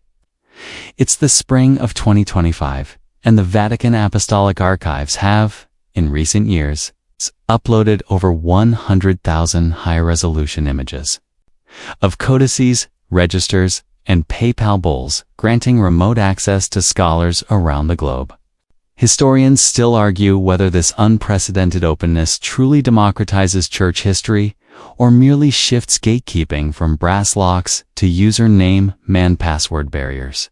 You lean in, the cool glow reflecting off your glasses, and scroll through a 12th century pallium granting bull that once lay hidden behind heavy oak doors, a callback to Section 11's vault. D page's gold leaf initials glint in pixel-perfect detail. And you almost reach to brush the virtual parchment, half expecting the faint crack of real vellum. A mainstream fact resonates here. Since 2018, the Vatican Library has digitized more than 80% of its Greek and Latin manuscripts, striving to preserve fragile originals while expanding scholarly reach. Yet you taste the irony. Digitization preserves the look of texts, but can't always capture the faint aroma of animal glue or the subtle grain of calfskin parchment. Your cursor pauses over a freshly uploaded dossier of Trent's Session Minutes, Section 8, searchable by keyword, instead of buried in Latin-only indexes. You type Justicatio and watch lines highlight in electric blue. A sense of power surges. Research that once required months in Alpine archives now unfolds in minutes at your desk. A fringe whisper surfaces. Some hackers claim that embedded in certain PDF files is hidden metadata pointing to redacted passages, cute, implying the Vatican secretly removed lines on episcopal misdeeds before posting. You arch an eyebrow. Technological transparency or a new frontier of digital obfuscation. Beyond scholarly portals, social media stirs with snippets of newly released PayPal correspondence. You scroll through a blog post where a historian gleefully reveals a 15th century ledger showing how indulgence funds financed cathedral repairs, proof that money and devotion always dance together. The comment thread lights up. One user quips, "Finally, we can audit heaven's budget." Another counters, "Historians still argue whether indulgences were more spiritual boon or medieval tax dodge, keeping the debate alive beyond ivory tower." Circles dot as you switch tabs. A podcast episode streams Vatican 2.0, digital detectives uncovering PayPal secrets. The host describes a crowdsourced project to transcribe Pius XII's wartime radio scripts, Section 12. Debating phrase by phrase whether omissions were accidental or deliberate. You sip chilled tea, its minty sweetness grounding you, and marvel at how global volunteers from Buenos Aires to Beirut, annotate marginal notes collaboratively. KK strokes echoing the scribes of Section 5. A gentle ping signals an email from a colleague in Tokyo inviting you to a virtual workshop on AI-enhanced paleography, where algorithms reconstruct faded ink strokes on Aquinas manuscripts. You imagine neural networks predicting letters long since rubbed away by time, an uncanny blend of medieval craft and machine learning. Fringe theories propose that someday AI might even fill gaps in destroyed texts, raising questions about authenticity and scholarly consensus. Historians still argue whether algorithmic reconstructions enrich our understanding or risk retrofitting modern biases into ancient hands. Night deepens, and you navigate an interactive 3D model of the Sistine Chapel's ceiling, tagged with archival references. Another callback to Renaissance humanists in Section 7 who first revived classical art study. You spin the model, tracing Michelangelo's brushstrokes as metadata pop up, workshop assistants' names, pigment recipes, even budget ledgers. You inhale the whir of the laptop fan, feeling a curious blend of awe and skepticism. More data than ever. Yet the central question persists. Who controls the narrative when archives go online? You pause your work and close your eyes, recalling the hush of Trent's candlelit halls and Galileo's trembling recantation in a Pisa church. Digitization promises to unlock hidden corridors of history, yet new locks emerge: proprietary software, paywall subscriptions, or jurisdictional restrictions on sensitive files. Even now, you find some dossiers on Pius XII still embargoed until 2050, as if the Church reserves the right to time-gate key revelations. Historians still argue whether specified embargoes protect privacy or serve as institutional self-preservation. Your home office feels simultaneously intimate and boundless as anyone with an internet connection can journey through centuries of ecclesiastical power, heresy trials, and doctrinal councils. You lean back, tasting the cool digital ether in the air, aware that every click writes you into this unfolding story. As you log off, the final pixels fade, but the questions endure. Will tomorrow's researchers follow archived trails diligently? Or will they forge new narratives from the data's shimmering fragments? In this digital age, rewriting history doesn't require burning books. It demands discerning which bytes to trust. In a soft exhalation, you close your eyes and feel the gentle hum of evening settling around you. Let the glow of screens dim in your mind, replaced by the hush of turning leaves and distant church bells drifting on a summer breeze. Each archive you've explored, be it a burnt heretical codex, council decree, or a digitized PayPal letter, remains a fragment of a vast mosaic spanning centuries of devotion, its power, and human curiosity. Breathe in slowly, letting each inhale draw you closer to the quiet spaces between recorded events where unspoken stories linger. You've traced the contours of dogma and dissent, watched manuscripts rise from ashes, and glimpsed secret annotations hidden by torchlight. Yet beneath every official narrative lies softer truths. Scribes laughing over spilled ink, pilgrims pressing coins into book spines, and researchers like you piecing together shattered voices. The past is neither fixed nor final. It's a tapestry, rewoven by each hand that touches its threads. Some pages scorch and vanish, others blossom anew under gentle scrutiny. As you drift between memories of Avignon's lavender nights and Galileo's trembling recantation, remember that history's pulse resides as much in shadows as in light. Let these whispered echoes soothe your mind. You've journeyed through marble chapels and digital vaults, tasted the sweet burn of revelation and the smoky trace of erasure. Now, sink into the stillness. Imagine the manuscripts resting in silent slumber, their words awaiting your quiet return with fresh questions and softer footsteps. May this gentle pause cradle you until sleep carries you beyond time's scaffold. Tomorrow, anew, you'll wander dusty archives and glowing monitors alike, ever watchful for the stories still waiting in the margins. End of script. Sweet dreams.